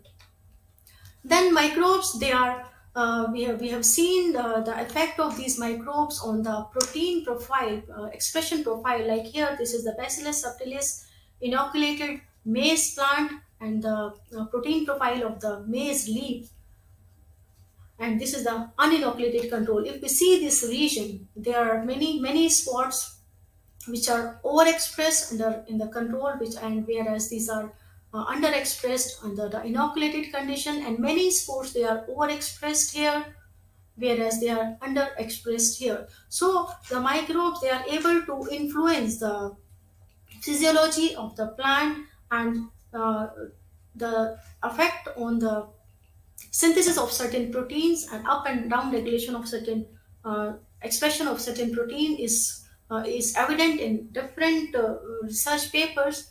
And these are the reports where microbes, role of microbes has been reported in regulating the expression of stress responsive gene in different plants like Arabidopsis and rice. And then this one report is from one of my PhD student, where the Bacillus species, this is maize seed endophytic bacteria, strain number 17. Under drought stress condition, it was able to upregulate this dehydrine and other stress responsive gene. So this is another very interesting area of harnessing the power of underground plant microbe interaction. We have seen that these microbes, they can influence the root growth, they can induce the root branching, root lateral branching and root hair density, and they are able to form the biofilms on the roots, and they also influence the root exudation pattern of the plant. So by using this microorganism which are able to alter the root architecture and the root growth. So with altered root texture, with more of lateral branching and root hair formation, the plant can enhance the ability to explore the lateral root horizons for improved nutrient and water extraction by penetrating the deeper soil pores. So the microbes which are able to influence the root architecture, they can have application for the plants which are exposed to stress conditions. So they can this root traits, this enhanced root traits, they can help in better support and encourage and the exploration of the little zone for water and nutrients and many other benefits. So here I am going to present a small piece of work which I started 3-4 years back, because I was transferred to another like Indian Agriculture Research Institute from a different institute. So here after joining the institute, I have started work on this azospirillum permanent interaction, because we know this azospirillum bacteria, it is known for its effect on the root traits, and it's a very good biological nitrogen fixer and indole acetic acid producer. And the pearl millet, if we talk, it is a very important crop of semi-arid and arid regions. It's a crop of marginal and poor farmers, because these farmers, they raise this crop under with minimum inputs. So any intervention in any intervention which is economically affordable can help in increasing the productivity of palm millet crop under, particularly under rain-fed conditions of semi-arid and arid regions. So we started with the isolation of this azospirillum species. We collected rhizospheric soil sample from the stressed ecosystem from the pearl millet root zone, and we isolated these azospirillum, putative azospirillum isolates by using different differential media. This is N-free mallet media, Rosocongo media, and this Luria batani media. And after checking the purity of these isolates, we went for the motility and particular spiral shape of these uh, isolates, and then went for the characterization of these isolates for the different PGP traits like indole acetic acid production, nitrogenase activity, then sidrophores, then their tolerance, because we need to use them under stress conditions. So tolerance to mannitol was taken as indicator of stress tolerance under osmotic stress. And we can see as the concentration of this mannitol increases, the number of isolates which are able to grow decreases. So only 22% of the isolates which were able to grow under this high concentration of mannitol, whereas almost 50% of the isolates, they were able to tolerate 800 millimolars of mannitol in the growth medium. So then we went for the seed germination assay. Like here we can see the control and the treated plates. We could see the increase in percent germination, as well as we could see the intensity or the number of root hairs, and even the branching in the branching of the lateral roots. It was induced by inoculation of these azospirillum isolates, and root hair density, it was clearly visible even with the naked eyes and under the microscope, and they were very aggressive colonizers of the roots. Even in the shoot part, we could see by this TTC staining, we could see the presence of these microbes, and their establishment on the root surface. It was checked by placing these seedlings on the growth media. Here we can see this is from the inoculated plant and this is from the control plant. There is no growth, whereas the inoculated seedling, it showed growth along the root surface. So after that, because we have to apply these microbes under stress conditions, so it is important to know what are the mechanisms which are helping these microbes to tolerate the stress, and what is the extent of PGP traits expression under the stress conditions. So we could see that the proline accumulation, which is osmoprotectant, it increased with the increasing concentration of the PEG 6000, and EPS production was also observed, and it increased under stress condition. Here we can see the biofilm formation intensity, it increased with the increasing concentration of PEG. Then the PGP traits will, as like expected, as the stress increased, the expression of PGP traits was reduced, and but at the under mild stress condition like 10% PEG, there was not much difference. And whereas under a high stress condition, there was significant reduction in the expression of the PG trait, and similar observations were there for the nitrogenous activity as well as siderophore activity. And here we could see the effect of inoculation on the root traits, like here we can see branching, and root hair density also was significantly increased under the stress condition. This is the control, whereas all these are the treated one. So the effect of inoculation was obvious under normal as well as stress condition. So there, after that, we went for a pot experiment where we used 50% water holding capacity.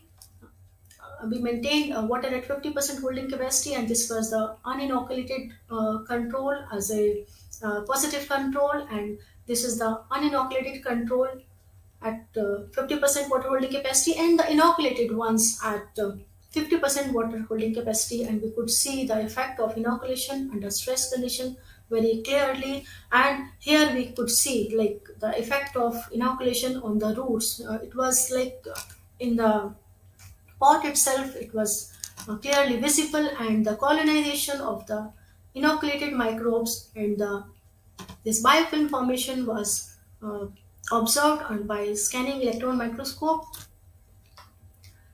So the effect of this inoculation under pot condition, it was observed on the plant biomass in terms of shoot fresh weight and dry biomass, shoot length and dry biomass, and then chlorophyll content, and also in some of the treatments we could see like this is the uninoculated control at 50% water holding capacity. So some of the treatments we could see the increase in the soil moisture percentage, and relative water content of the plant was also positively influenced by the inoculation.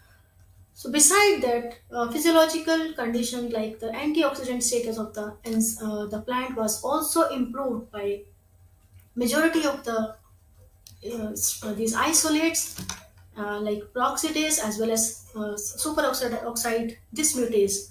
Inoculation significantly improved the antioxidant status of the plant, and these are the strains which we have been identified, and sequences have been submitted to NCBI. Then we took up a field experiment with the selected strains, and we took 75% recommended dose of nitrogen and a full dose of phosphorus and potassium. Then we could see the effect of inoculation on the growth parameters, then chlorophyll content and the shoot fresh biomass, and the most probable number of azosphyllum. It shows that the inoculated microbes, they are able to establish and flourish in the rhizosphere. Then here I want to show the effect of the inoculation. These are the three inoculated treatments. This is the control, and with 75% RDN, and control with complete dose of recommended dose of nitrogen. And here we could see the branching and the root hair density. So increase in root volume and surface area, it was clear in the inoculated treatments. And the inoculated treatments, it was observed that significant increase in the yield was observed by this AM38. It is a percent change, almost 22% change in the inoculated treatment over the respective control was observed, indicating their potential for application under rain-fed conditions. So further, we want to understand the molecular mechanism underlying azoospermillum palmate interactions under moisture deficit condition by doing some metabolomic studies to identify the key determinants of plant microbe crosstalk, and then the interaction of this azoospermillum with palmate microbiome, and the development of synergistic microbial community by pooling up the synergistic microbes with different functional traits to have a synthetic community for added benefits. So, to sum up my talk, I can say it is a very interesting area of research and very relevant under changing agricultural priorities in the context of climate change. And there is possibility for enhancement of tolerance of these plants to multiple stresses in a cost-effective manner, and the potential has been demonstrated. And there is potential for the climate-ready technologies and scope for public-private partnership. So I need to thank my team. This is a team at my previous institute, that is Central Research Institute for Dryland Agriculture, and these are the students at my present institute. They are both are the MSc student. This student has submitted thesis on azoospermillum palmate interaction, and the student has to is presently is working.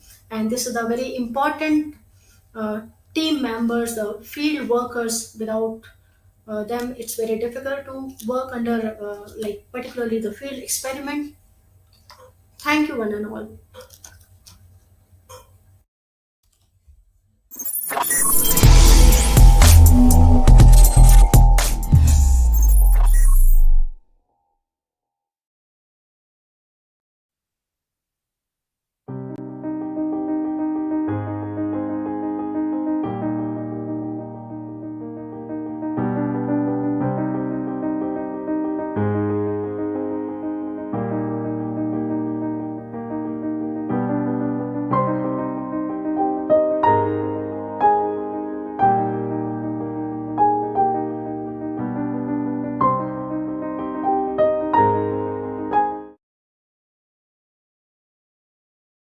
Então, terminando a terceira palestra, excelente palestra da doutora Minette Kluver, vamos dar início à discussão das três palestras, não é? A doutora Ana Paula falou mais cedo aqui no chat que ela vai ter que sair em alguns minutos, então vamos começar com as perguntas para ela, ok? Please, Dr. Ahmed, can you turn on your webcam?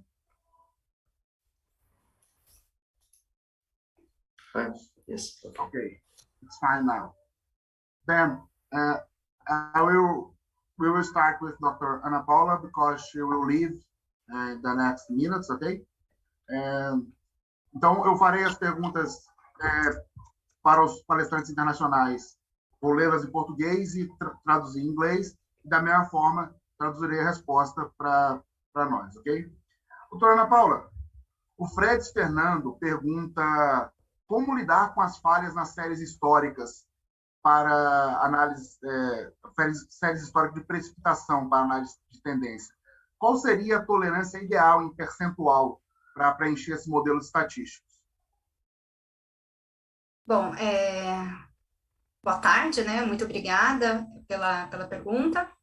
Bom, em se tratando de séries de dados, né, observacionais, ainda mais de chuva, ainda mais para o Brasil, né, considerando toda a extensão territorial que o Brasil tem, de fato, é algo bastante desafiador, né? Uma vez que nós temos uma densidade muito baixa de distribuição de pluviômetros, né, ou de estações meteorológicas em todo o Brasil, também no semiárido, né, se considerar apenas o semiárido. Além disso, né, existem falhas nos dados, né, existem gaps, né, praticamente em grande parte das estações.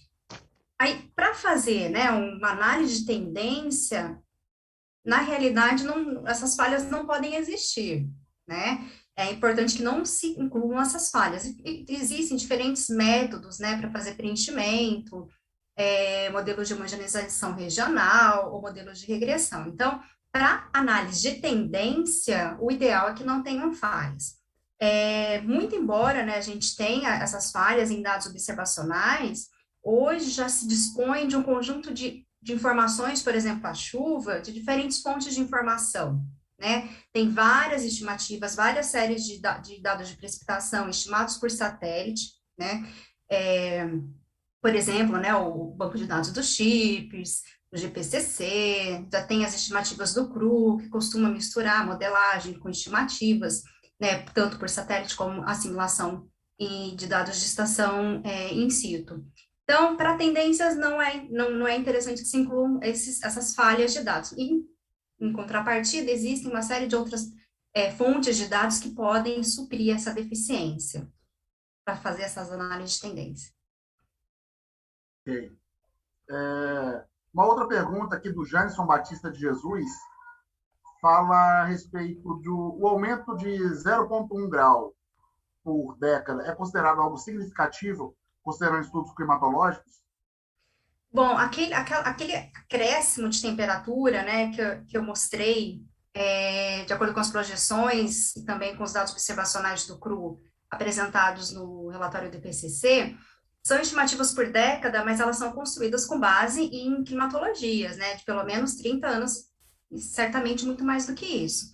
Então, aquele aumento, ainda que a gente fale, né, por década, não significa que foi avaliado para uma década. Não, é uma série, um conjunto climatológico de dados, e a partir dele, sim, calculado essas anomalias. Várias fontes de dados, né, diferentes fontes de dados mostram que para a região Nordeste, por exemplo, desde a década de 80 até agora, ou seja, cerca de 40 anos de dados, e isso eu digo diferentes fontes de dados mostrando a mesma informação, já foi observado um aumento de 0,4, né, o que equivale a esse 0,1, ou seja, outras fontes de dados dizem a mesma coisa, né, considerando aí 40, 50, 60 anos de dados. Então, sim, é significativo. Ok, professora. Uma outra pergunta da Diana Signor. Doutora Ana Paula, como você enxerga o uso dessas informações pela sociedade em geral? Qual o alcance dessas informações no planejamento de atividades agropecuárias ou de políticas públicas? Obrigada, Diana, pela pergunta. Bom, as informações, elas existem, né? Os dados existem, os cientistas transformam os dados em informação e as informações são utilizadas, então, para finalidades mais pragmáticas, como, por exemplo, aplicação para políticas públicas, né? Em razão, né, do que se espera em termos da informação para aplicação, a gente considera conjuntos diferentes de informação. Por exemplo, se a ideia é fazer o monitoramento para uma resposta imediata, uma resposta de curto prazo, aí nós aplicamos todos esses conjuntos, esses sistemas de monitoramento que hoje o Brasil dispõe. Agora, se são planejamentos, preparação de médio e longo prazo, aí sim, né, são importantes que se utilizem essas informações, principalmente essas saídas, né, que hoje já tem até atualizado do CMIP 6 ou do relatório 6 do IPCC. Então, todas essas informações, dependendo da escala de tempo que a gente considera, elas são úteis para uma coisa ou para outra, para respostas de curto prazo ou para planos de preparação de mais médio e longo prazo, aí depende muito disso. Mas hoje já se dispõe de sistemas de dados, de outputs disponíveis para qualquer faixa temporal em termos de aplicação. Ok. Uma pergunta, uma colocação minha, aquela tempestade de areia que nós tivemos aqui esses dias agora, foi a primeira naquela magnitude do Brasil, não foi? Olha, eu nunca tinha visto antes, né? A explicação para isso é aquela seca persistente, né? Temperatura elevada, etc. Aí vem uma chuva, uma tempestade e causa aquilo, né? E pode ser que a gente agora venha a ter mais desses efeitos, né? Não é muito comum, né? Eu particularmente nunca tinha visto, mas pode. Vou contextualizar para os outros dois palestrantes. In the last weekend, we had here in Brazil, for the very first time, a huge sandstorm in the region of São Paulo state and Minas Gerais state. That is not here in the semi-arid region. Is in a very wet region in Brazil. Then we can see clearly the effects of the climate change in our environment. And for this reason, I said that the presentation of Dr. Ana Paula is very, very, very, how can I say, opportunistic in this time of the occurrence of this, how can I say, extreme climate event here in Brazil for us. Ana Paula, uma outra colocação minha. Você apresentou um gráfico de diferentes cenários do impacto no bioma caatinga, né? De um núcleo onde tem uma desertificação, parece que o miolo desse núcleo é aqui em Petrolina, né? Ou uma área próxima, e essa desertificação empurrando o bioma, diminuindo a extensão do bioma. Mas pensando na outra ponta, o cerrado se transformaria em caatinga, a caatinga se expandiria para a fronteira com o cerrado, ou não? Não, eu não diria que a caatinga se estenderia, invadiria ali o cerrado, né? São vegetações com características fisiológicas bastante diferentes, né? O que eu diria é que o fenômeno que a gente vê, né, acontecendo na caatinga, que a gente chama ali de semideserto ou deserto, na verdade é uma degradação da caatinga, seria uma caatinga mais aberta, mais degradada. O que pode sim acontecer também no cerrado é a mesma coisa, né? Esse tipo de vegetação se tornar mais rala, né? Da mesma maneira que a caatinga, mas em termos de características, né, da vegetação, não necessariamente, mas sim o fenômeno pode sim acontecer também no cerrado, né? Haver mais áreas de solo exposto, por exemplo, em razão dessas mudanças, né, de elementos climáticos. Sim. Agora, para o Dr. Ahmed. Dr. Ahmed, na sua opinião, qual seria a melhor matéria-prima, fonte de matéria-prima, tecnicamente viável, economicamente viável, em relação custo-benefício para a produção do biochar? Dr. Ahmed, in your opinion, what would be the best feedstock source for technically feasible, cost-effective, and reliable biochar production? In general, according to your experience. Okay, I mean, there are many factors that determine which material can be used for biochar production. And of course, in order to be economic, we will have to depend on the available wastes. So, I mean, biochar technology is low technology and quite cheap technology, and farmers, they can apply it themselves in the farm. So it will be good if they use their own farm waste for the production of biochar. This will be quite economic. Of course, in order to do biochar production, they need pyrolysis unit. But pyrolysis unit, they can be manufactured locally in quite cheap price, and farmers, they can produce their own biochar. Otherwise, also some mobile units can be used. These mobile units can move from one farm to another. In many countries, there are a big problem for agricultural waste. For example, I come from Egypt, and we have a large area for rice production. And as a byproduct for rice production, we have this rice husk. This rice husk is very rich in carbon, but it's very poor in all other elements and nutrients. It cannot be used for composting, because when you are using a material that is very poor in nutrients in composting will take very long time. So using this material or carbon-rich material for biochar production, that will be very beneficial from economical point of view and from environmental point of view, because instead of burning this wastes and creating a problem for example, like smog, then you will convert it to a carbon-rich material that will improve the soil properties. Of course, also when we choose material for biochar production, we should think of the how dry is the material, because for biochar production you need a dry material. Plastic and all kind of manufactured materials, they should be avoided. Also, only biological or agricultural waste material can be used for production of biochar in order to keep the soil safe from any organic contamination. But I mean, all kind of agriculture wastes, they can be used if they have like a proper degree of dryness. Ok,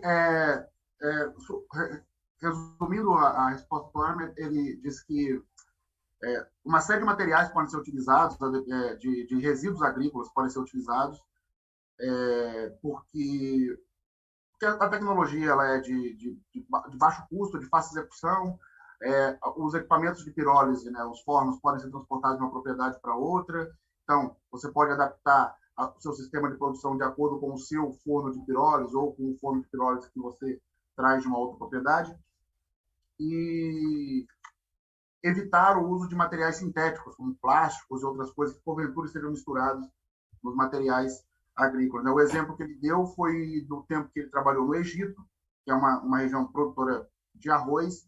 Eles usam cascas de arroz, que é um material que ele tem o teor de carbono e baixo teor dos outros nutrientes. Então, ele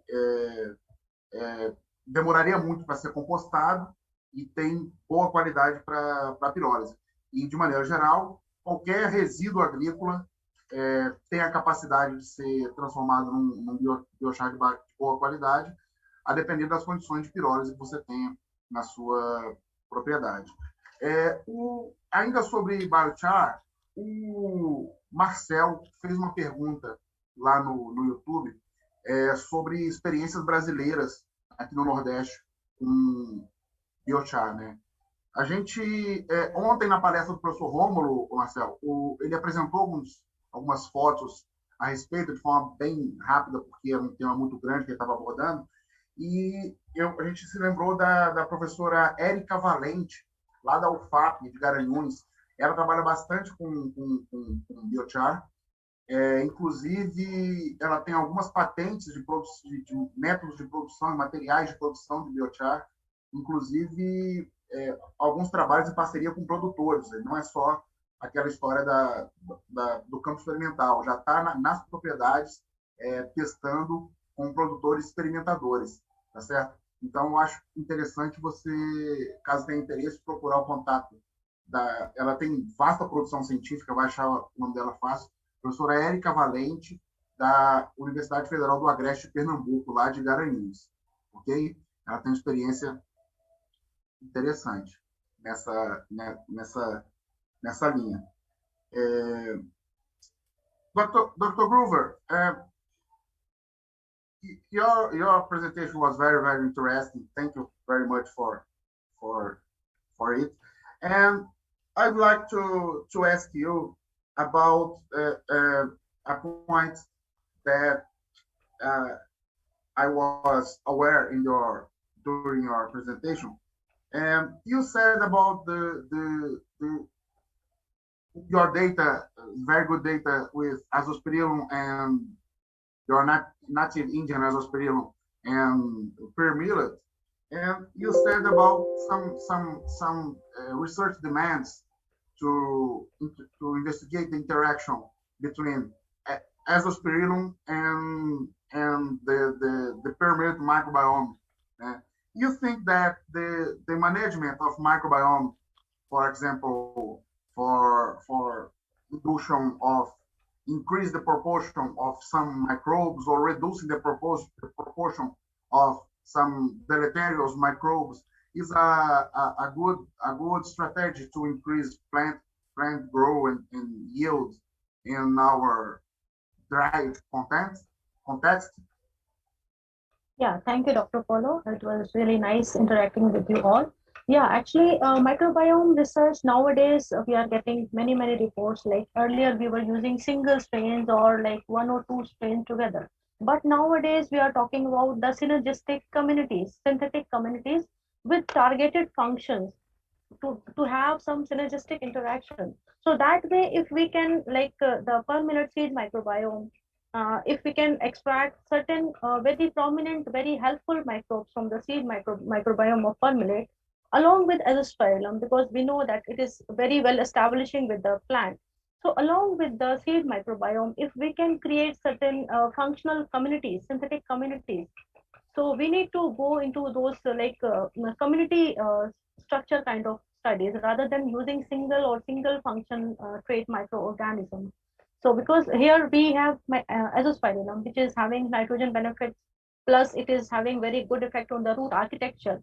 So plus if we have certain microbe which is able to have some biocontrol properties, or maybe like towards stress, it is having certain traits which is helpful in management of stress. So that way I just want to pool two three very specific functional microbes to create a synthetic kind of community which if able to interact with the pearl millet in a positive way will be definitely helpful.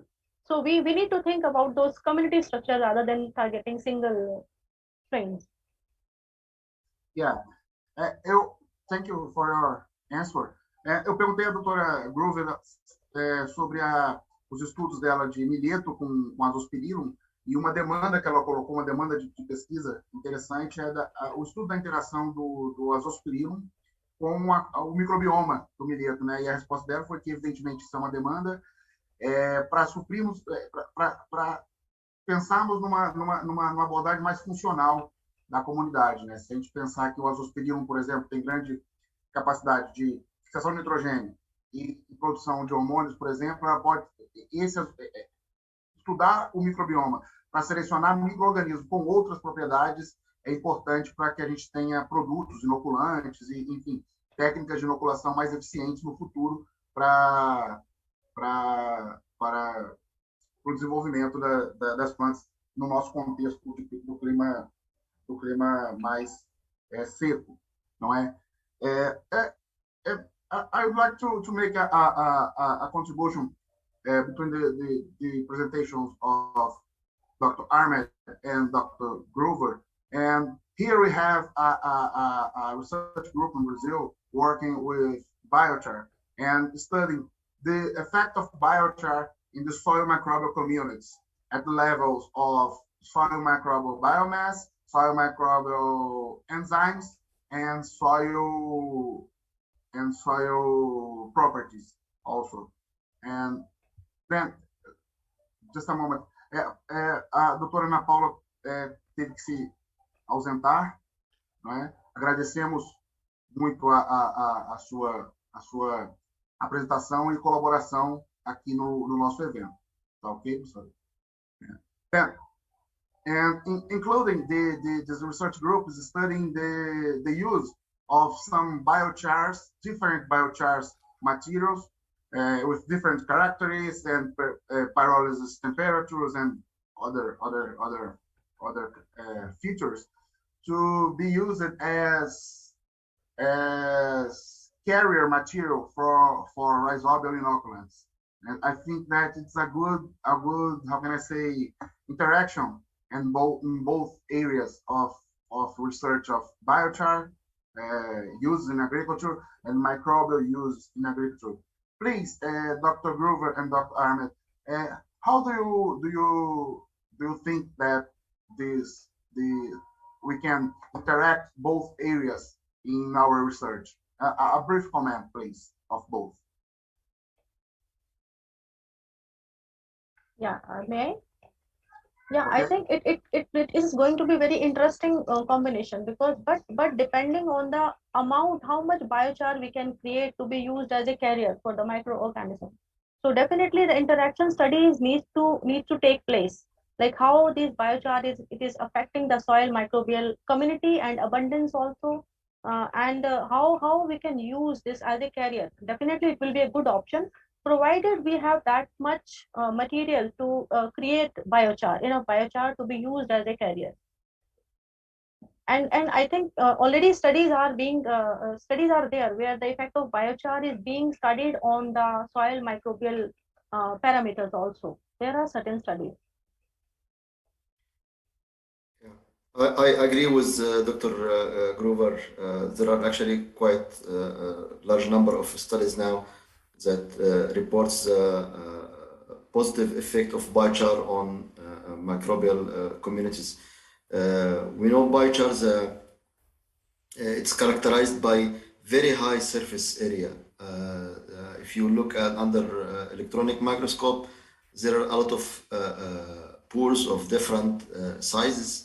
So these pores of biochar works very well as a habitat for microorganisms, either it's fungi or even some beneficial bacteria. So definitely there is an opportunity, a very good opportunity for collaboration between different groups working on soil science and soil microbiology in order to come up with some good useful products to be applied in for farmers and for specifically for farmers in arid and semi-arid environments, because these environments actually suffers from all kind of nutrient leaching, erosion, soil degradations. So we need an effective tool to improve soil fertility. Thank you very much for your answers. Eu perguntei para ambos, relatei alguns estudos de alguns grupos do Brasil estudando os efeitos do biochar na comunidade microbiana do solo, e inclusive utilizando esse biochar como veículo de inoculação para inoculantes, né, de bactérias promotoras de crescimento, como os risóbios, por exemplo. Os comentários de ambos foram convergentes, que esse material, com certeza, pode trazer muitos benefícios para as comunidades microbianas, podem ser utilizados como veículos, né? E interessante que o Dr. Ahmed ressaltou que a grande superfície específica do biochar. Então, isso é uma característica muito importante quando a gente o adiciona ao solo, que vai aumentar a retenção de água, CTC e tal, e, evidentemente, a interação benéfica com os micro-organismos do solo. Ok? Dr. Ahmed, a doubt that I have about biochar. In our conditions, for example, in the semi-arid region of Brazil, we have several soils with the possibility to be salinized by wrong management of fertilization and irrigation. Do you think that the add of biochar can reduce the impacts of salinization, or even increase these impacts? Okay, in the literature there are actually quite contradictions regarding this issue, and the research we have done on salinity shows that actually biochar improved plant tolerance to salinity through enhancing the nutrient uptake and through enhancing nutrient availability. But of course, it depends on the kind of biochar, because if the biochar is produced from a feedstock that is very high in salinity, so it will be it will be a source of salts, biochar itself. So also it depends on the soil texture and soil structure. So if the biochar will improve soil aggregates, or it will improve the soil structure, that will help, of course, in elevating the impact of the salt tolerance, because when you have a good soil structure, when you have aggregates, you will have less impact on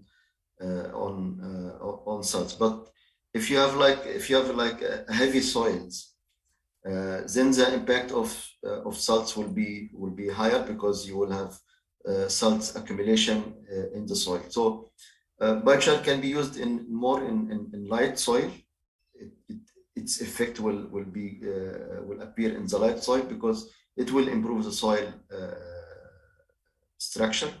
But in heavy soil, salts will stay in the soil profile, and we might not see the desired impact.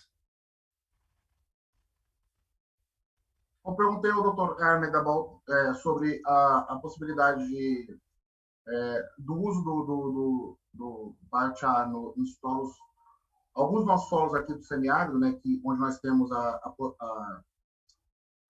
como vou dizer, a tendência à salinização, principalmente pelo manejo equivocado da irrigação e da fertilização, inclusive em áreas circunvizinhas, e ele entende que o biochar, depender da fonte de produção, se for uma fonte animal, por exemplo, esterco, né, podemos ter uma possibilidade do biochar fornecer sais, né, mas vai depender também das características do solo. Solos mais leves, mais arenosos, você não tem tanto esse impacto, até porque naturalmente não retém muita salinidade. Em solos mais pesados, os sais podem ficar retidos no perfil do solo e não afetar tanto os vegetais desse tipo. Ou seja, depende do solo, das condições de manejo e da condição de produção do biochar, evidentemente. Dr. Gruver, you said interesting thing in your presentation about the last 2 or 3 slides about the partnership between public and private companies to develop inoculants targeting the how can I say, the improved plant growth in India. And in Brazil, we have some recent examples of Embrapa, our company, developing some products along with the private sector. For example, an inoculant with 2 phosphorus solubilizers for maize, millet, sorghum, and several other crops, and another inoculant containing Bacillus aryabhatae for improved plant tolerance to drought in mild, or not severe, but the mild irrigation drought availability conditions, water availability conditions. And in India, how can you see this scenario, for the development of these products, mainly in the partnership between public and private sectors? Yeah, we have certain programs by Government of India where we can come together with the private partner. If we have something in hand, like you said, you have certain products, so you can contact a private partner. So that way, we also are developing nowadays some programs where public sector institute can partner with the private sector for the upscaling of the technology and the commercialization. That way, it is upcoming, and it is the need of the hour, because a lot of research is being carried out, so it has to be transferred for upscaling and the mass production. So that way, private partners, they are coming up now. They are taking the technology. We are licensing the technologies to the private partners. So they are multiplying, and like it's coming in the public domain. So that way, it needs to come in a bigger way rather. Yeah, it's very similar to our reality here in Brazil. And do you have an example of a product, for example, that is now available on the market, or it's now being the products right now, I can't say their products are in multi-location trials. Like the one we developed at our previous institute, it has been tested for 3 years through like our ACRIP, and that is All India Coordinated Research Program we have. Through that program, it has been tested for 3 years. Now probably it is going for registration further. Like we are going to take a step further for commercialization, and licensing is if some company comes, a private partner comes in picture. So it is happening. And at my present institute also, 2-3 products are there in the pipeline. They are being tested at multi-locations because we need to test under multiple locations to see the efficacy of the product, because we have diverse agroecological systems. So we need to test at different locations, and then definitely very soon we'll be having a product in the market. Okay, very good. Thank you very much. Thank you. Eu perguntei à doutora Gruver sobre como na Índia é esse cenário de desenvolvimento de produtos em parceria da setor público e iniciativa privada, e ela me falou que lá há alguns inoculantes já disponíveis no mercado, né? E alguns dos produtos que ela tem desenvolvido, tem participado do desenvolvimento, que estão na apresentação dela, estão em fase de validação da eficiência em diferentes localidades, né? Então, isso também está, assim como está ocorrendo no Brasil, também está ocorrendo na Índia, o que é muito importante para o desenvolvimento da agricultura sustentável. Doutora Gruver, Dr. Gruver, Juliane Wanderer, pergunta sobre se possui alguma maneira de reproduzir em experiência o que foi dito. Não entendi. Eu não entendi a pergunta não, Juliane. Juliane, se você puder fazer novamente, por favor, tá? Sorry, Dr. Gruver, but I did not understood the question. I will read another one. Paulo Cerqueira pergunta: quais comunidades microbianas recomendariam para a correção da salinidade e fluidicidade dos solos dos sistemas biosalinos?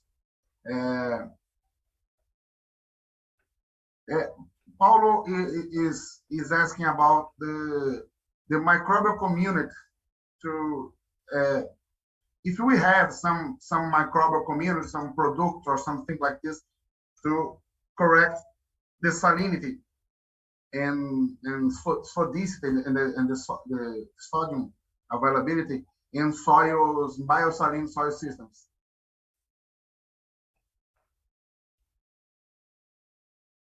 I could not get the last part of your question. I think that Paulo wants to know if we have, you think that there is a product or a kind of microorganism recommended to be used to reduce the salinity of some soils? Mm-hmm. No, okay, salinity, okay. In my lab, we are particularly focusing on moisture deficit stress or drought stress, we can say.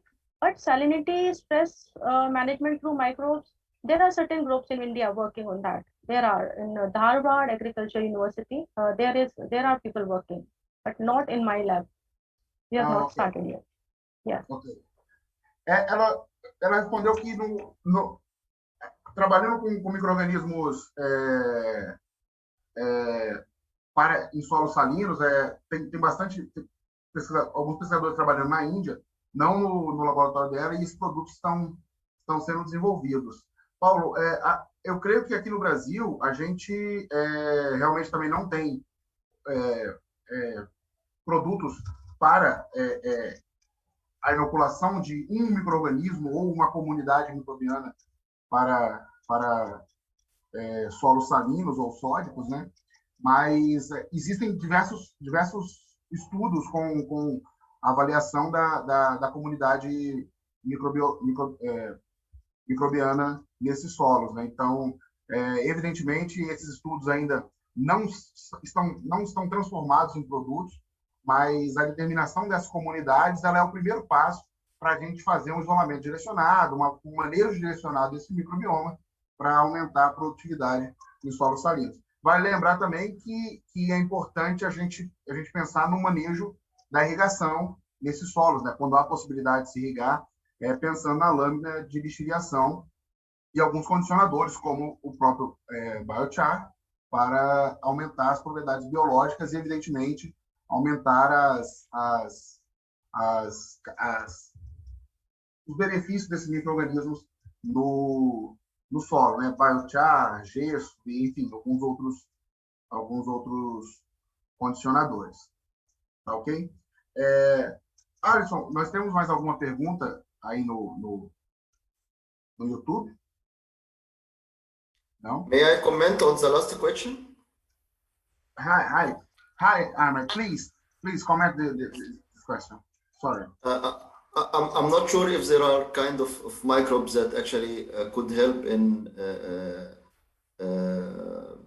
reducing the salt concentration in the soil, but we know that there are plants that actually can accumulate salts like halophyte, like atriplex. So these plants can be used for bioremediation of salt-affected soil. So this is one of the, we can say, adaptation to salinity, soil salinity, using halophytes. Very interesting question, Dr. Ahmed. Dr. Ahmed contribuiu aqui que é interessante pensar em plantas halófitas, né, para a remoção dessa quantidade de sal, ou para tentar auxiliar na remoção desses sais, ou plantas que realmente tolerem o desenvolvimento nesses ambientes, né? Plantas tolerantes halófitas, miohalófitas, que consigam desenvolver nesses ambientes muito salinos, como, por exemplo, a triplex, que é uma planta que já foi muito pesquisada aqui na nossa região semiárida, né? Que é a triplex numularia, né? Erva-sal, conhecida como erva-sal para a gente aqui. Another general question for both. Francis Lane Angelotti, the chairwoman of this event, she's asking about in India and in United Emirates, how are the studies, the advance of the studies for mitigation and adaptation for the climate change? In general, not only your field, your general view. And our center is actually our center focus on both adaptation and mitigation for climate change actions, and so we have like a platform for different technologies that could help in both adaptation and mitigation. We have like one of the technologies are like soil amendments, like including biochar, but also we have other technologies like water from air technology. We are doing breeding for plant species that can tolerate high salinity and can tolerate also high temperature. We have some quinoa species that can grow on 15 decisiemens water. So we have focus on some irrigation method, because we know that irrigation methods can help in the tolerance for salt accumulation and for soil salinity. So rehabilitating soil from salinity is not an easy task, but it requires like integrated approach, including all kind of technology and all kind of mitigation and adaptation strategies. Ok, Dr. Arma ressaltou que o instituto que ele trabalha é um instituto focado não só em agricultura biossalina, mas em mudanças climáticas de maneira geral. Então, eles têm focado pesquisas muito em melhoramento genético para tolerância a altas temperaturas, salinidade, secas, estratégia de irrigação com uso mínimo de água, manejo da irrigação, evidentemente, extração de água do ar e diversas outras tecnologias para condicionadores de solo, evidentemente, e diversas outras tecnologias para o enfrentamento das mudanças climáticas. Please, Dr. Grover. Yeah, here in India, we have a national initiative on climate resilient agriculture. It's a mega program going on, covering all over India, and different institutes and even NGOs, they are working together to work on different aspects of climate change related problem, not only salinity, different like water management, creating more harvesting structures, and physiological, addressing the problem through physiological understanding the mechanism. So different areas are being covered. Salinity, I don't I have not gone into deeper, but definitely the soil department, because I'm in a microbiology department, there are people working on soil salinity also. So it's a mega kind of program, through microbes, through like intervention at the village level, how to manage the resources. So the ground level work is going on. It's a mega kind of program. And one program is AMAS, that is application of microbes in agriculture and allied sectors. So under that program, there is a theme on abiotic stress management through microbes.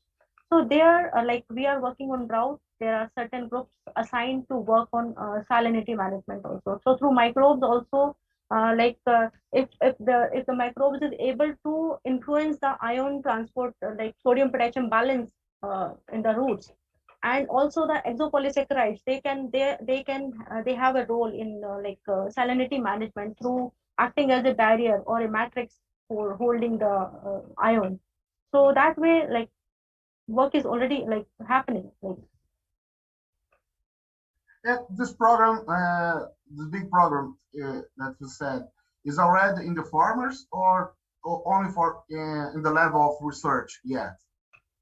At all levels, that NICRA program, it is at farmers levels also, like different research teams are also working at ground level also, like village pond structure management, like such kind of strategies are being taken care of. We are adopting villages, so working at a village as to make climate smart village kind of thing. So those things are happening. Ok, very nice, very interesting. A doutora Grover ressaltou que a Índia, o governo indiano tem um programa de adaptação da agricultura às mudanças climáticas, né? E em diferentes níveis, tanto ainda em nível de pesquisa, algumas tecnologias, outras já em nível de propriedade. Por exemplo, nível de propriedade, o manejo de água subterrânea, né? Que são águas de menor qualidade e esse programa integra diversas universidades, institutos de pesquisa, evidentemente o instituto que ela trabalha também. Então, diversas tecnologias como melhoramento genético, seleção de micro-organismos e uma série de outras práticas, manejo de irrigação com água subterrânea, que são águas de menor qualidade, manejo de solo, manejo de matéria orgânica, estão sendo implementados. Inclusive, ela ressaltou um pouco sobre a salinidade e os micro-organismos que alguns grupos indianos têm trabalhado. Provavelmente, os micro-organismos ajudam no balanço iônico da raiz, de como essas plantas vão fazer para evitar, entre aspas, absorver um excesso de íons e perder um excesso de água por osmose, mas são ainda dados de pesquisa. Mas que esse programa indiano de adaptação da agricultura às mudanças climáticas, ele já está em nível de propriedade, né, o que é muito interessante para a nossa realidade atual. Então, eu acho que, como não há mais perguntas no YouTube, e eu também fiz as considerações todas que eu havia anotado, acho que a gente pode já são quase uma hora, a gente pode partir para a finalização. So as we have no more questions, and also I exposed the questions I have noted here, and I think that we can finish. And I am very thankful for you both and for Dr. Ana Paula for your presentation. This was a very productive morning for us. We exchanged a lot of knowledge, and probably I, as researcher, I had several ideas in this three very good presentations and discussion with you. And thank you so much for you. Then, Dr. Groven and Dr. Ahmed, do you want to say some concluding words, concluding remarks? I wish to thank you, Alison, in person, and I wish to thank all of the Embrapa team for organizing this symposium. I enjoyed it myself, and I wish to thank all our audience. I think the modern technology and the new data-driven agriculture will be really like a golden opportunity for agriculture and for improving the adaptation to climate change. So once again, I thank you for this opportunity to give me to speak about this topic. Thank you all.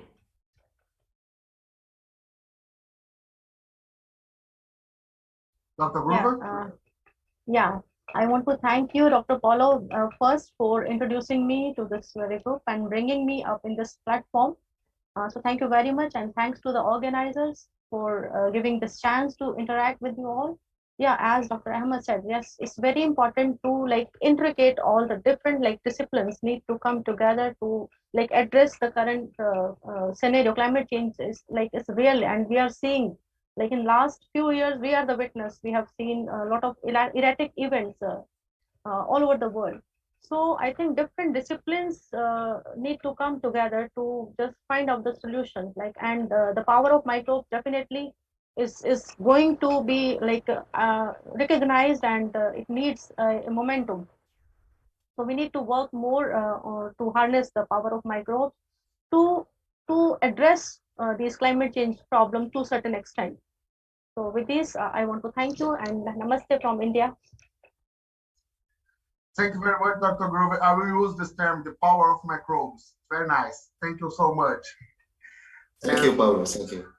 Thank you, Dr. Ahmed. Thank you for sharing your experience with us. Então, pessoal,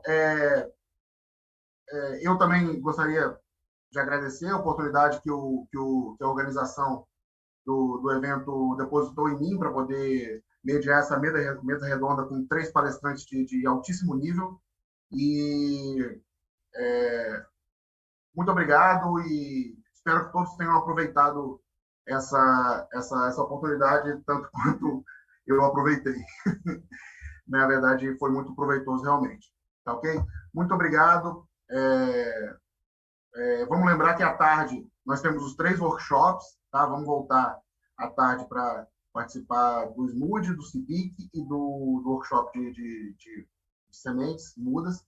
E beleza. Até mais. Muito obrigado, pessoal.